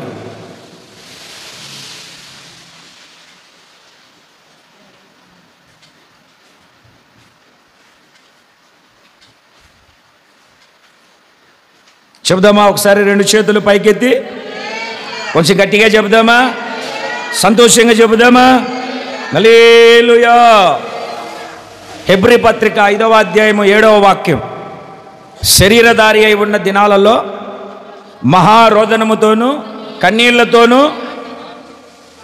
మహారోదనములతోనూ కన్నీళ్లతోనూ తన్ను మరణము నుండి రక్షింపగలవానికి ప్రార్థనలను యాచనలను సమర్పించి భయభక్తులు కలిగి ఉన్నందున. ఎందుకు ప్రార్థన చేసావు యేసయ్యా? ప్రార్థన ఎందుకు చేశావు? యేసుప్రభుని అడుగుతున్నాం మనం, అయ్యా యేసయ్య ఎందుకు ప్రార్థన చేసావంటే ఏం చెప్తున్నాడు? మరణము నుండి. మరి మీరు యేసుప్రభు కంటే మనం గొప్పవాళ్ళం కదా, అందుకే మనం ప్రార్థన చేయం. యేసుప్రభు కంటే మనం గొప్పవాళ్ళం, అందుకే ప్రార్థన చేయం. మోకాళ్ళు వంగదు, ప్రభువుకి ప్రార్థన చేసే అనుభవం రాదు. నువ్వు కూర్చొని ప్రార్థన చేయొచ్చు, నిలబడి ప్రార్థన చేయొచ్చు, అది నీ ఇష్టం. చిన్న మోకాళ్ళు వేయచ్చు, పెద్ద మోకాళ్ళు వేయచ్చు. ఇక్కడ ఆ మాట చెప్పలేదు, కానీ మహారోదనతోనూ కన్నీళ్లతోనూ యేసయ్య ప్రార్థన చేశాడు. ప్రార్థనలను, యాచనలను. ప్రార్థన అంటే కోరుకోవడం, నాకు ఫలాంది కావాలి అని. యాచన అంటే అడుక్కోవడం. యాచన అంటే అడుక్కోవడం. అడిగింది అడిగింది అడిగింది. చూడండి, ఒక్కొక్కరు వస్తారు అడుక్కునే వాళ్ళని చూడండి. ఒక్కొక్కరు ఏమిటండి, కొంచెము బట్టలు బాగా వేసుకొని కొంచెం స్టార్గా మెరుస్తూ కనపడ్డామనుకోండి, వాళ్ళ చుట్టే అయ్యా అయ్యా అయ్యా అయ్యా అయ్యా. 6 జోబులోనేమో రూపాయి ఉండదు, రూపాయి ఉండదు. ఎందుకంటే నా జీవితంలో జరిగింది. తెల్ల బట్టలు వేసుకొని వెళ్తాను కదా, అయ్యా అయ్యా అయ్యా అయ్యా అయ్యా నా చుట్టే తిరుగుతారు. నా దగ్గర జోబులో ఉంటే కదా వేయడానికి, ఆ బ్యాగులో ఉంటాయి, లేకపోతే అన్నయ్య దగ్గర ఉంటాయి. ఆయన అడుగురు, ఆడ దగ్గర ఉంటాయి, ఆయన అడుగురు, నా చుట్టూనే తిరుగుతూ ఉంటారు. అంటే మొత్తానికి ఏదో ఒక రకంగా వసూలు చేయాలి, తిరుగుతూ ఉంటారు. దాన్ని యాచన అంటారు, యాచించడం అంటారు. అంటే తీసుకునేంత వరకు పట్టు వదలకుండా పట్టుకోవడం, యాచించడం. ఇయ్యాలయ్యా, నువ్వు ఇయ్యాలయ్యా, నువ్వు ఇయ్యాలయ్యా, ఇయ్యాలయ్యా, ఇయ్యాలయ్య, యాచించడం. దేవుని పరిశుద్ధ నామానికి మహిమ కలుగును గాక. చెప్పాలి 2 చేతులు పైకెత్తి హల్లెలూయా. మీటింగులకి వెళ్తాం కదండి, వినండి. మీటింగులకి వెళ్తామా? మీటింగులకి వెళ్ళిన తర్వాత డ్రెస్సు వేసుకెళ్ళిన డ్రెస్సు, బ్యాగులు అన్నీ పడేసి బైబిల్ తీసుకొని అక్కడికి వెళ్ళి స్టేజ్ మీద కూర్చుంటామా? వీళ్ళంతా కానుకలు పడతారా? కానుకలు పట్టిన తర్వాత మళ్ళీ ఇక్కడికి తడుముకొని చూస్తే ఏముండవు. వేసుకెళ్ళిన బట్టలేమో అక్కడ ఉంటాయి రూములో. దేవుని వాక్యాన్ని ఆలకిస్తున్న దేవుని బిడ్డలారా, వాక్యపు లేఖనాన్ని మీరు జాగ్రత్తగా గమనించండి, ప్రార్థన చేయాలి. ప్రభువానికి స్తోత్రనైనా, నాకు ఒక మంచి ఇల్లు ఇవ్వకపోతే నేను ఎలా ఉండాలి? నువ్వు సమస్తాన్ని చేయగలిగిన దేవుడవు, యేసునామంలో అడుగుతున్నాము తండ్రి. అది ప్రార్థన. అదే మరలా మరలా మరలా మరలా ఒక 15 నిమిషాలు దాన్ని అడిగి అడిగి, అయ్యా నువ్వు ఇవ్వకపోతే ఎవరిస్తారయ్యా, అయ్యా ఇవ్వాలయ్యా, నువ్వు గొప్ప దేవుడు అయ్యా, అయ్యా నువ్వు ఇవ్వాలి. దీన్ని యాచించడం అంటారు. దీన్నేమంటారు? దీన్నేమంటారు? యాచించడం అంటారు. దేవుని పరిశుద్ధ నామానికి మహిమ కలుగునుగాక. 2 చేతులు పైకెత్తి బిగ్గరగా దేవునికి స్తోత్రం చెబుదాం. ప్రార్థన గదిలోనికి వెళ్ళి మీకు ఒక చిన్న సందర్భం చెప్తాను, ఇంటికి వెళ్ళిన తర్వాత చదువుకుందరు. భర్త చనిపోయాడు, భక్తి కలిగిన వాడు, ప్రవక్తతో కూడా ఉండేవాడు. మరి ఎందుకు చేశాడో తెలియదు, మొత్తానికి అప్పులు చేశాడు. వినాలమ్మా, ఇటు వాక్యం ఇటు చూడు. అప్పులు చేశాడు, భర్త చనిపోయాడు. అప్పిచ్చినోడు ఊరికి ఉంటాడా? వచ్చి వాళ్ళకి 2 పిల్లలు, ఆ 2 పిల్లలు పట్టుకుంటారా, నా దగ్గర బానిసలుగా ఉందరు. తండ్రి అప్పు చేస్తే కట్టాల్సింది ఎవరు కదా? పాపం చేస్తే ఆ దోషం ఎవరి మీదకి వస్తుంది కదా? పట్టుకొని వెళ్తుంటే, అయ్యయ్యా ఒక్క చిన్న సమయం ఇవ్వండి, ఒక చిన్న అవకాశం ఇవ్వండి అని చెప్పి వాళ్ళ పెద్దమామ దగ్గరికి వెళ్ళి, వాళ్ళ నాన్న దగ్గరికి వెళ్ళి తిన్నగా దైవజనుడి దగ్గరికి వెళ్ళి, వినండి, ఇటు చూడండి, నేను చెప్పింది వినండి. దైవజనుడి దగ్గరికి వెళ్ళి, అయ్యా నా భర్త గురించి తెలుసు కదా, ఇట్లా అప్పులోళ్ళు నా పిల్లలు పట్టుకెళ్ళడానికి వచ్చారు, ఏం చేయాలో తోచట్లేదు అని చెప్పిన వెంటనే దైవజనుడు ఒకటే ఒక మాట, నీ ఇంట్లో ఏముంది? నూనె కుండ తప్ప ఏమీ లేదయ్యా. అయితే ఒక పని చేయి, మీ ఊర్లో మీ చుట్టూ ఉన్న వాళ్ళ దగ్గర కుండలన్నీ అప్పు తెచ్చుకోండి. నీవు నీ పిల్లలు గదిలోనికి వెళ్ళి, ఇంట్లోనికి వెళ్ళి తలుపేసుకోండి. ఆ నూనె కుండ నూనె ఉందని చెప్పే కుండ, ఆ కుండలో ఉన్న నూనె ఆ అప్పు తెచ్చిన కుండలో పోయి, ఆ కుండలో ఆ అప్పు తెచ్చిన కుండలో నూనె పోసి, ఈ కుండ ఇలా పెట్టి మళ్ళీ చూసినంటే ఈ కుండ నిండా నూనె ఉంది. మరలా ఇంకొక పాత్రలో, మరలా ఇంకొక పాత్రలో, మరలా ఇక్కడ పెడితే నిండుతుంది. అట్లా తెచ్చుకున్న కుండలన్నీ నిండిపోయాయి. ఈ కుండ కూడా నిండిపోయింది. ఇప్పుడు ఏం చేయాలో అర్థం అవ్వలే. మళ్ళీ తిన్నగా దైవజనుడి దగ్గరికి వెళ్ళి, అయ్యా మీరు చెప్పినట్టు చేశాను, కుండలన్నీ నిండే. అప్పుడు ఆయన అంటాడు, ఇవి అమ్మి అప్పు తీర్చేసుకోండి, ఇవి అమ్మి అప్పు తీర్చేసుకోండి. అంటే నేను ఇక్కడ చెప్తున్న ఒక విషయాన్ని గమనించాలి. మీరు అందరూ కూర్చొని సినిమాలు సీరియల్ చూడడం కాదు. ఇంట్లో కూర్చొని ఒక చాప వేసుకొని అందరూ కుటుంబం అంతా కలిసి, నూనె అంటే పరిశుద్ధాత్మ నడిపింపు, పరిశుద్ధాత్మ అభిషేకానికి సాదృశ్యం. నువ్వు ఒక్కడివి అభిషేకం పొందినా, నువ్వు ఒక్కదానివి అభిషేకం పొందినా అది నీ భర్తలోనికి నీ పిల్లల్లోనికి వెళ్ళినట్లుగా. నీ భర్త నీ పిల్లలు మాత్రమే కాదు, నీ చుట్టూ ఉన్నటువంటి వాళ్ళను పక్కోళ్ళను కూడా ఎవరన్నా బాధలతో అంటే ఆ కుండలో అరువు తెచ్చుకుంటే దాని అర్థం ఏమిటంటే పరిశుద్ధాత్ముడు నా హృదయంలో పెట్టిన మాటలు. వాళ్ళను కూడా ప్రార్థనలోనికి పిలుచుకొని ప్రార్థనలో కూర్చోబెట్టి నీకు దేవుడిచ్చిన అభిషేకాన్ని వాళ్ళకు కూడా పంచు అని. ఒకవేళ నువ్వు ఏ సమస్య చేత పీడించబడుతూ ఉన్నావో, ఏ సమస్య చేత నువ్వు సతమతమైపోతూ ఉన్నావో, నువ్వు గదిలోనికి వెళ్ళి నీ కుటుంబంతో కలిసి ప్రార్థన చేస్తూ ఉన్నప్పుడు వాటన్నిటిలో నుండి దేవుడు ఒక గొప్ప విడుదల కలగజేస్తాడు. ఆమెకున్న సమస్య అప్పు. దైవజనుడి దగ్గరికి వెళ్ళింది, ఆలోచననిచ్చాడు. గదిలోనికి వెళ్ళి ఆమె తన పని సేవకుడు చెప్పినట్లుగా ప్రారంభించింది. అప్పులు తొలగిపోయాయి. మీరు ఇంటికి వెళ్ళిన తర్వాత వాక్యాన్ని చదివితే అప్పులు తీరిపోగా ఇంకా మిగిలి ఉంది. ఏం చెప్పావన్నయ్య సాక్ష్యం? ఏం చెప్పావు? నేను కష్టపడ్డాను, ప్రయాసపడ్డాను, నాకు అప్పే మిగిలింది అంటున్నావు. నీకు అర్థమవట్లే నేను చెప్పేది. వేదనతో చెప్తున్నానన్నటువంటి మాట నీ మనసుకే కట్టలేదు.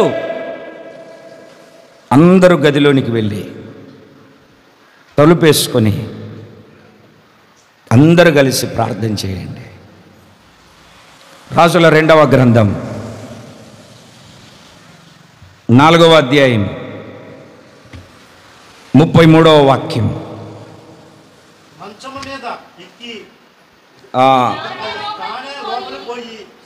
అది కాదండి, 4వ అధ్యాయము చెప్తాను, అది తర్వాత మాట.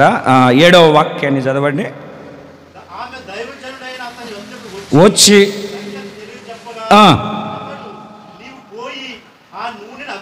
ఏం చేయాలి నాన్న? ఏం చేయాలి? నూనెను అమ్మాలి. తర్వాత ఏం చేయాలంటే నీ అప్పు తీర్చి మిగిలిన దానితో నీవును నీ పిల్లలు బ్రతకండి. నీవు నీ పిల్లలు బ్రతకండి. ఇంకా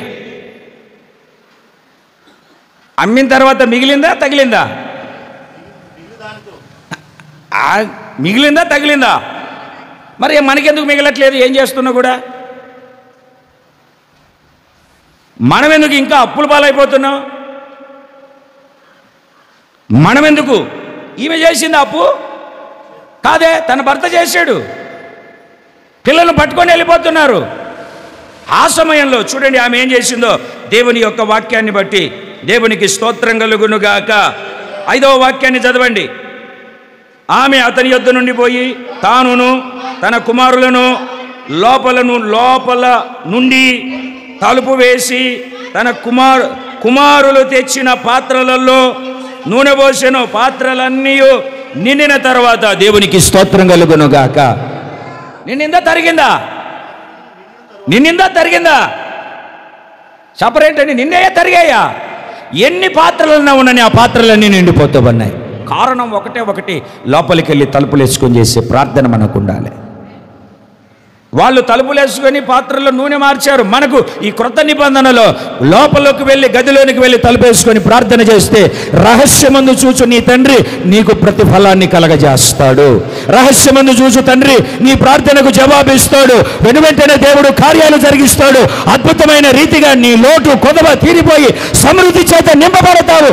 నీకు కలిగిన ప్రతి దానిలో మిగులుతాది తప్ప తగలదు, తగ్గిపోదు, తక్కువ కాదు. సమృద్ధి చేత నింపబడతావు. కీర్తనకారుడు చెప్పినట్లుగా నా గిన్నె నిండి పొర్లుచున్నది, నా గిన్నె నిండి పొర్లుచున్నది.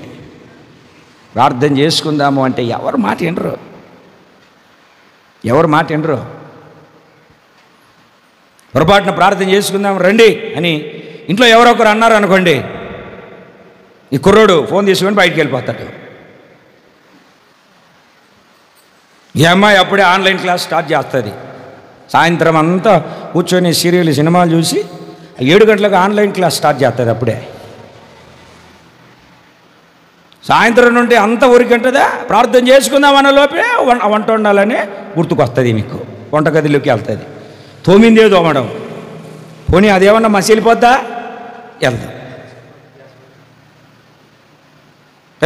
అప్పుడు బట్టలు ఆరబెట్టాలని అప్పుడు గుర్తుకొస్తుంది. మధ్యాహ్నం నానబెట్టిన బట్టలు రాత్రి 8 గంటలు ఆరబెట్టడానికి మిద్దుకెక్కుతుంది.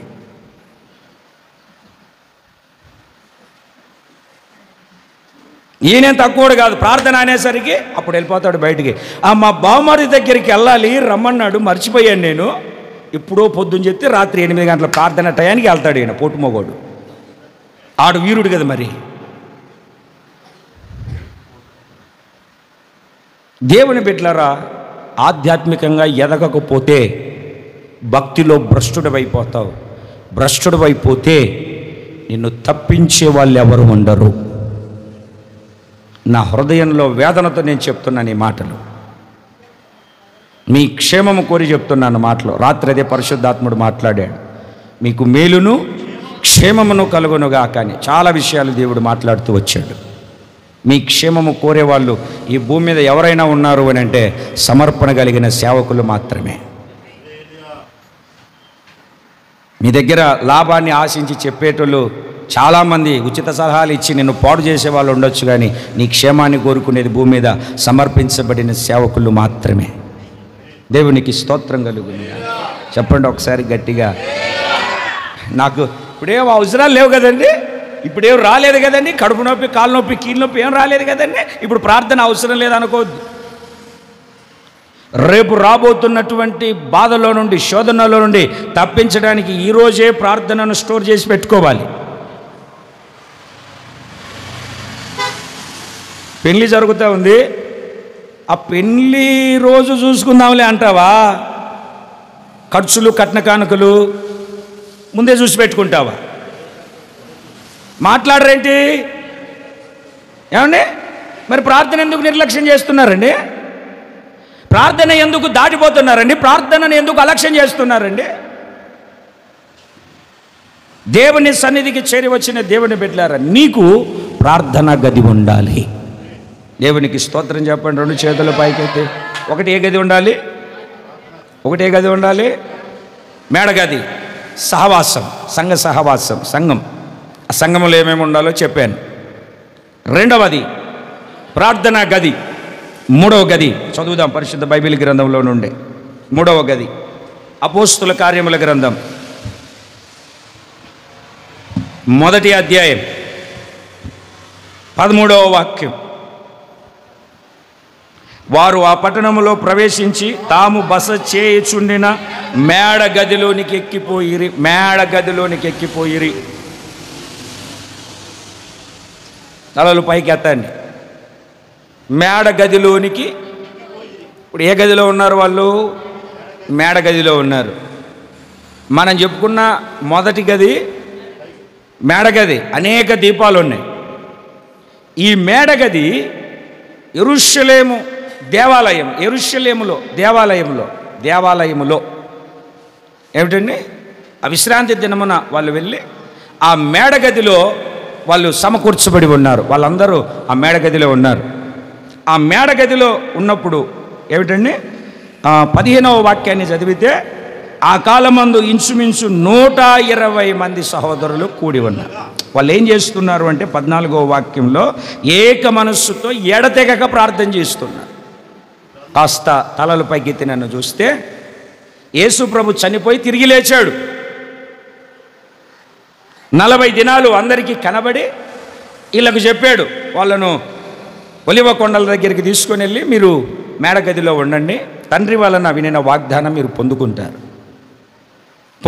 మీరు మేడగదిలో ఉన్నారు. అంటే ఎన్ని రోజులు ఉన్నారు వాళ్ళు మేడగదిలో అంటే? ఇంచుమించు 10 రోజులు. యేసు ప్రభు ఎత్తబడిన తర్వాత పెంతెకోస్తు పండుగ దినమున, ఏమిటండి? పెంతెకోస్తు పండుగ దినమున అంటే 50వ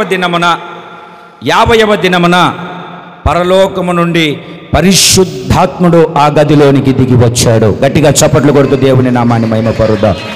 గట్టిగా ఆయన బలముగా దిగి వచ్చాడు. గాలి శబ్దము విన్నారు. అగ్ని నాలుకలుగా విభాగించబడింది. ఒక్కొక్కరి మీద వ్రాలినప్పుడు వాళ్ళందరూ పరిశుద్ధాత్మ శక్తితో నింపబడ్డారు. అందరూ ఆత్మతో రేపబడ్డారు. అన్య భాషలు మాట్లాడారు. ఆత్మ వారికి వాక్శక్తి అనుగ్రహించగలది. వాళ్ళు భాషలతో మాట్లాడసాగిరి. వాళ్ళు 120 మంది మేడగదిలో కూడి ఆత్మతో నింపబడి మాట్లాడుతూ ఉంటే దగ్గర మనము అక్కడ వాక్యాన్ని జాగ్రత్తగా గమనిస్తే 3000 మంది అక్కడ పోగై రక్షింపబడినట్లుగా మనం చూస్తూ ఉన్నాము. దేవుని పరిశుద్ధ నామానికి మహిమ కలుగును గాక. దగ్గర 15-16 ప్రాంతాల్లో నుండి వచ్చినటువంటి వాళ్ళు అంటున్నారు, మన భాషలో వీళ్ళు దేవుణ్ణి స్తుతిస్తున్నారేంటి. కొంతమంది అనుకుంటున్నారు క్రొత్త మద్యము తాగారు, క్రొత్త బ్రాండ్ తాగారేమో. ప్రభుత్వం మారింది కదా, కొత్త బ్రాండ్లు వస్తున్నాయి కదా, ఆ టైపులో క్రొత్త బ్రాండ్ తాగారేమో. బ్రాండా మాట్లాడరు ఏంటండి? కొత్త బ్రాండ్ తాగారేమో. ఉంటుంది, చక్కగా రాసి ఉంటుంది అక్కడ 2వ అధ్యాయంలో. ఇంటికి వెళ్ళిన తర్వాత మీరు జాగ్రత్తగా రెఫర్ చేస్తే పాతది అయిపోయింది, కొత్త బ్రాండ్. దేవుని యొక్క వాక్యాన్ని ఆలకిస్తూ ఉన్నటువంటి దేవుని బిడ్డలారా, వీళ్ళు చూడండి, వాళ్ళు అంత తాగారు అంటే వాళ్ళు ఎలా అక్కడ కనపడ్డారు వాళ్ళకు. ఇప్పుడు తాగుబోతుడు ఎవరి వశం అయిపోతాడు? తాగిన తర్వాత బానిస కాదు అక్కడ సబ్జెక్టు. తాగినవాడు మందు వశం అయిపోతాడు. మనం చెప్పింది వింటాడా? తొడగొడతాడే, నేనే వీరుని సూర్యుని అంటాడు. దిగిన తర్వాత భార్య 2 పోట్లు పొడుస్తుంది. ఏంటండి, కూతురు పొట్ట మీద గుద్దుతుంది, కొడుకు ఈపు మీద 2 వేస్తాడు. దిగిపోయిన తర్వాత నొప్పులు తట్టుకోలేక ఇప్పుడు దాకానేమో బ్రాందీ షాప్ మందు తాగాడు, ఇప్పుడు హాస్పిటల్లో మందు కోసం ఎదురు చూస్తూ ఉంటాడు. అంటే ఆ తాగిన తర్వాత వాడు ఎలాగైతే మద్యముషుడైపోతాడో, పరిశుద్ధాత్మతో నింపబడినప్పుడు ఆత్మవశులమైపోతాము. మనము ఆత్మవశులముగా మార్చబడతాము. దేవుని పరిశుద్ధ నామానికి మహిమ కలుగునుగాక. చెప్పాలి 2 చేతులు పైకెత్తి సంతోషంగా. అంటే ఇప్పుడు నీకు ఉండవలసిన మరొక గది ఏమిటి అని అంటే, మరొక గది అనుభవం ఏమిటంటే పరిశుద్ధాత్మ నింపుదల కలిగిన అనుభవంలోనికి నడిపించబడాలి. ఆ ఆత్మ మీ మీదికి వచ్చినప్పుడు మిమ్ములను సర్వసత్యములోనికి నడిపిస్తాడు. మన మీదికి వచ్చినప్పుడు మనలను సర్వసత్యములోనికి నడిపిస్తాడు. ఉన్నతమైనటువంటి మార్గాలలో మనం నడిపించబడతాం. జీవము కలిగినటువంటి దేవుని యొక్క రాజ్యానికి మనం సిద్ధపరచడానికి పరిశుద్ధాత్మ దేవుడు మనలను పెళ్లి కుమార్తె సంఘముగా అలంకరిస్తాడు. ప్రకటన గ్రంథం చివరి అధ్యాయంలో మీరు ఇంటికి వెళ్ళిన తర్వాత చదివినప్పుడు ఆత్మయో పెళ్లి కుమార్తెయో ఇక్కడికి రమ్ము అని పిలిచే ఒక స్వరాన్ని అక్కడ మనం వినగలుగుతాము. ఆత్మయు పెళ్లి కుమార్తె రమో, ఆ స్వరాన్ని మనం వినగలుగుతాము. దేవుని బిడ్డలారా, ఆ ఆత్మచేత మనము నింపబడినటువంటి వారమై, మొదటిది సంఘం అనే గది, 2వది ప్రార్థన అనే గది, 3వది పరిశుద్ధాత్మ అభిషేకముతో నింపబడే ఉన్నతమైనటువంటి అనుభవంలోనికి నడిపించబడుతూ ఉన్నటువంటి గదిని మనము కలిగి ఉన్నతమైనటువంటి మార్గాలలో ప్రభు యొక్క రాకడకు రాజ్యానికి సిద్ధపరచబడాలి. ఇంకొక గదిని కూడా చెప్తాను, మీరు చదవండి పరిశుద్ధ బైబిల్ గ్రంథంలో. మార్కు సువార్త 14:14, లూకా సువార్త 22:11. మార్కు సువార్త చదవండి. పోయి చూచి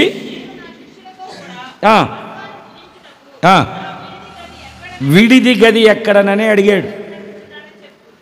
విడిది గది ఎక్కడా అంటే సామానుతో సిద్ధపరచబడిన ఒక విడిది గది అక్కడ ఏర్పాటు చేయబడినది. లూకా సువార్తను కూడా చదవండి 22:11.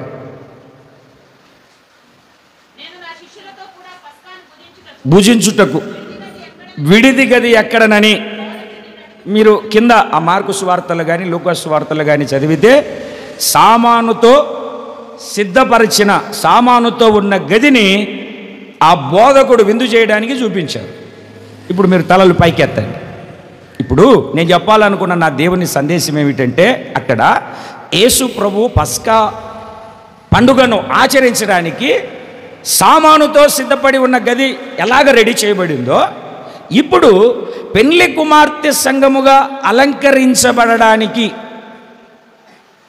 బంగారు ఆభరణాలు కానీ, వెండి ఆభరణాలు కానీ, సన్నపు నారతో కూడినటువంటి వస్త్రాలు కానీ, అలంకరించు కన్యకలు కానీ, ఇప్పుడు మనం ఎస్తేరును గమనించినప్పుడు 6 మాసములు గోపరసముతోనూ 6 మాసములు పరిమళ సుగంధ ద్రవ్యములతోనూ సిద్ధపరచడానికి 6, 6, 12 అంటే సంవత్సరము అని అంటే ఒక భాగము, ఒక కాలము. అదే ఈ కృపాకాలము. ఈ కృపాకాలములో సగము పరిమళ గోపరసముతోనూ సగము పరిమళ సుగంధ ద్రవ్యములతోనూ నిన్ను నీవు శుద్ధీకరించుకోవాలి. ఆ విడిది గదిలో మనకు ఆ పెళ్లి కుమార్తె సిద్ధపరచడానికి నిన్ను నీవు శుద్ధీకరించుకొని పెళ్లి కుమారుణ్ణి కలుసుకోవడానికి ఆ వేదికను ఎక్కడానికి నువ్వు అలంకరించబడినటువంటి అనుభవంలో నడిపించబడాలి. అదే సంఘపు పరిచర్య ధర్మపు యొక్క నియమంలో ఉండేది. హేగే ఉన్నాడు అక్కడ ఎస్తేరును గైడ్ చేయడానికి, పరిశుద్ధాత్మనికి సాదృశ్యం. హేగేతో కూడా కొంతమంది కన్యకలు ఉన్నారు. వాళ్ళు హేగే ద్వారా ఏర్పాటు చేయబడి సమర్పించబడినటువంటి సేవకులు. సుగంధ ద్రవ్యాలు ఉన్నాయి, పరిమళ ద్రవ్యాలు, గోపరస తైలం ఉంది, పరిమళ ద్రవ్యాలు, పరిమళ క్రియల కొరకే ద్రవ్యాలు ఉన్నాయి. 6 నెలలు దానితో 6 నెలలు దీనితో సిద్ధపరిచినట్లుగా ఈ కృపాకాలంలో ప్రభువు వచ్చేసరికి, లేదా నువ్వో నేనో పోయేసరికి సంపూర్ణ సిద్ధి పొంది నిలిచి ఉండాలి. అలంకరించబడము అంటే అర్థం ఏమిటంటే సంపూర్ణ సిద్ధి పొందడం. ఆ పస్కా పండుగకు కావలసినటువంటి ప్రతి సామాగ్రి అక్కడ రెడీ చేయబడింది. ఆ పస్కా పండుగను ఆచరించడానికి యేసయ్యకు అన్నీ రెడీ చేయబడి ఉన్నాయి. ఆ విడిది గది. అలాగే సంఘము రేపు ప్రభువు రాకడకు సిద్ధపరచబడడానికి విడిది గదిలో సామాను ఉన్నట్టుగా నువ్వు సిద్ధపడి ఉన్నావా? విడిది గదిలో సామాను రెడీగా ఉన్నట్టుగా నువ్వు రెడీగా ఉన్నావా? ప్రభువు రాకడ ఎప్పుడో తెలియదు. Are you ready? అబ్బాయి లేదండి, కొంచెం చెరువులు చూసుకోవాలి. అబ్బాయి లేదండి, కొంచెం మాకు చాలా కార్యక్రమాలు ఉన్నాయండి. అబ్బాయి లేదండి, డ్వాక్రా కట్టాలండి. అబ్బాయి లేదండి, కొంచెం లోన్లు ఉన్నాయండి. అబ్బాయి లేదండి, మాకు కొంచెం పనులు ఉన్నాయండి. కొంచెం టైం పడుతుందండి, ఇప్పుడే కాదండి. ప్రతి క్షణం రెడీగా దేవునికి స్తోత్రం కలుగునుగా. చెప్పాలి, 2 చేతులు పైకెత్తి చెప్పండి. ఎన్ని గదులు చెప్పండి? మొదటి గది మేడ గదే, సంఘ సహవాసం. 2వది ప్రార్థనా గది. 3వది పరిశుద్ధాత్మతో నింపబడే అనుభవం అనే గది ఉండాలి. 3వది సామాగ్రి కలిగిన గది. ఇన్ని గదులు నీకున్నాయి. మరి నువ్వు ఇంకొక గది కూడా కట్టించాలి. రాజుల 2వ గ్రంథం 4వ అధ్యాయం 9వ వాక్యం. నెమ్మదిగా చదువు, అంత కంగారెట్టి. మరలా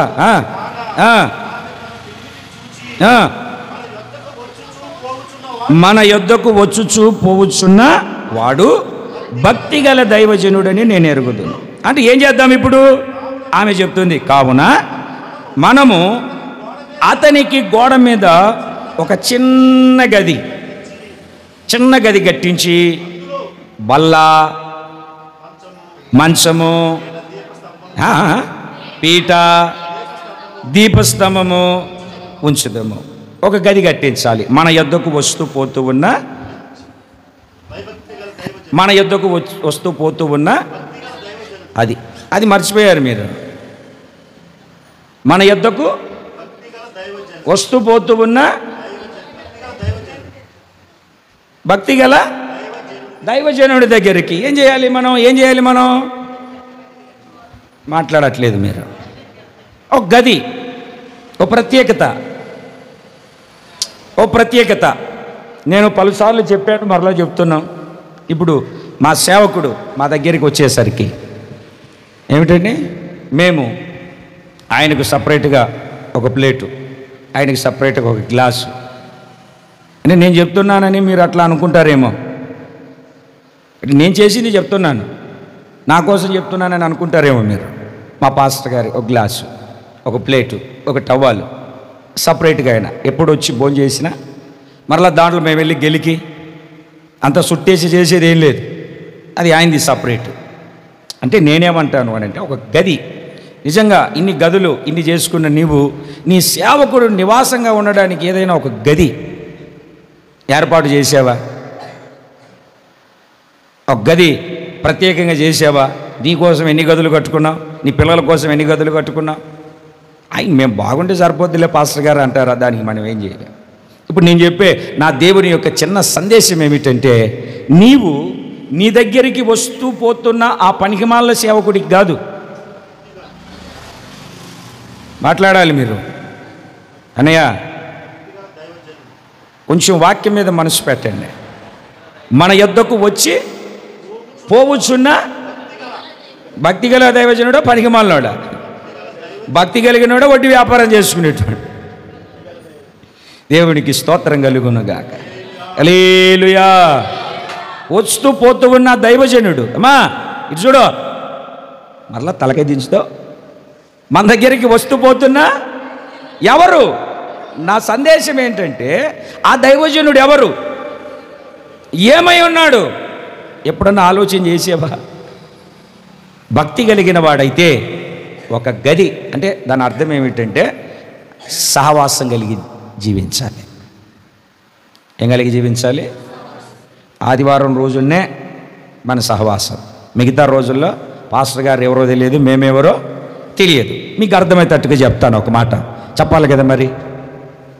మళ్ళీ ఈ 2024 సెప్టెంబర్ 1వ తారీఖు రాదు ఆదివారం. దేవునికి స్తోత్రం కలుగును. వేరే ఆదివారాలు వస్తాయి. ఏమండి, ఆ రోజు అక్కడ దేవుని నమ్ముకున్న పిల్లలు కొన్ని రోజులు కొంచెం అట్లా కరువు వచ్చినట్టుగా కనపడింది. తర్వాత ఏం జరిగింది అంటే, ఒక మేస్త్రి గారు వచ్చి వాళ్ళను పనులకు పిలిచారు. మేము వస్తామని ఏమిటండి అందరూ ఏంటి, నువ్వు పావుగంట వాక్యం కావాలంటే హల్లెలూయా అంటే మీరు అన్నారు కదా, వాళ్ళు కూడా రెడీ అయిపోయిన తర్వాత అందరూ ఇక బండ్లు ఎక్కడానికి సిద్ధపడుతున్నారు. క్యారియర్లు తీసుకొని అక్కడ కూర్చున్న తర్వాత ఈ లోపల పాస్టర్ గారు అసలు ఈరోజు ఆదివారం పెట్టుకొని పనులకి ఎట్లా వెళ్తారు అని ఆపసోపాలు పడుకుంటూ, ఆయనకు పాపం కొంచెం బొద్దుగా ఉంటాడనమాట. ఆపసోపాలు పడుకుంటూ కింద మీద వేరే ఊర్లో ఉంటాడు. ఆవేశపడుకుంటూ వస్తూ ఉంటే పాపం ఇప్పుడు లేవులే, ఇంతకుముందు నేల నుయ్యులు ఉండేవి కదా, ఆ నూయిలో పడిపోయాడు పాస్టర్ గారు. ఎక్కడ పడిపోయాడు? ఆ నేల నుయ్యిలో పడిపోయాడు. టప్మని శబ్దం వస్తే ఎవడో పిల్లోడు చూస్తే పాస్టర్ గారు కొట్టుకుంటున్నాడు కింద మీద పడి. ఈ లోపల అందరూ అక్కడ రెడీ అవుతుంటే ఈ పిల్లోడు వెళ్ళిపోయి, రే పాస్టర్ గారు పలా నుయ్యిలో పడిపోయారు, ఊరు బయట ఉన్న నుయ్యిలో అని చెప్పిన తర్వాత అమ్మో పాస్టర్ గారు. ఈ లోపల మేస్త్రి వచ్చి, ముందు పని అసలు లేక మీకు పని దొరికింది, వస్తారా రారా, అసలు ఈరోజు 1000 రూపాయలు ఇస్తున్నా, రా ఎక్కువ. అది కాదే పాస్టర్ గారు లేరు, గెస్టర్ గారు ముందు ఎక్కువ పని కావాలా, పని కావాలా పాస్టర్, పని కావాలి. మొత్తానికి అలా చేస్తుంటే పాపం, పాస్టర్ గారు ఈ ఆదివారం కాకపోయినా వచ్చే ఆదివారం కనపడతారా, పని మళ్ళీ రాదు కదా మనకు, ఎక్కడే ఆటో రిక్షా అని అందరు వెళ్ళిపోయారు. పనికి వెళ్ళి చేసి వచ్చి 3 రోజులకి పాస్టర్ గారే నూతిలో పడ్డాడంట కదా అని అప్పుడు గుర్తుకొచ్చి చూసేసరికి సచ్చి ఉబ్బిపోయి ఉన్నాడు పాస్టర్ గారు. సచ్చి ఉబ్బిపోయి ఉన్నాడు ఆ నూయిలో.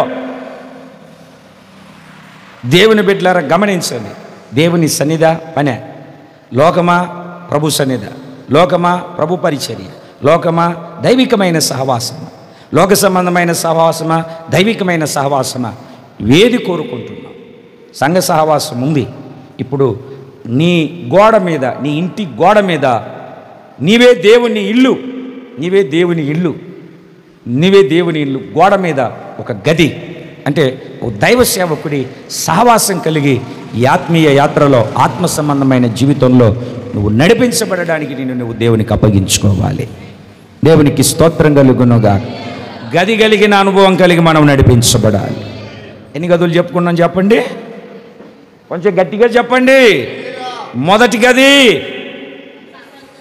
సంఘ సహవాసం, రెండవ గది ప్రార్థనా గది, మూడవ గది పరిశుద్ధాత్మతో నింపబడే గది, నాలుగవ గది సిద్ధపరచబడడానికి, అలంకరించబడడానికి, సామానుతో సిద్ధపడడానికి సామాను కలిగినటువంటి గది. 5వది, నీ దగ్గరికి వస్తూ పోతున్న భక్తి కలిగిన వాడైతే, ఆత్మల భారం కలిగిన వాడైతే, పరిశుద్ధత కలిగి నడిపించబడేవాడైతే, ఆత్మల దాహం కలిగి వెళ్ళేవాడైతే, ఆ సేవకుడికి నీ గోడ మీద ఒక చిన్న గది.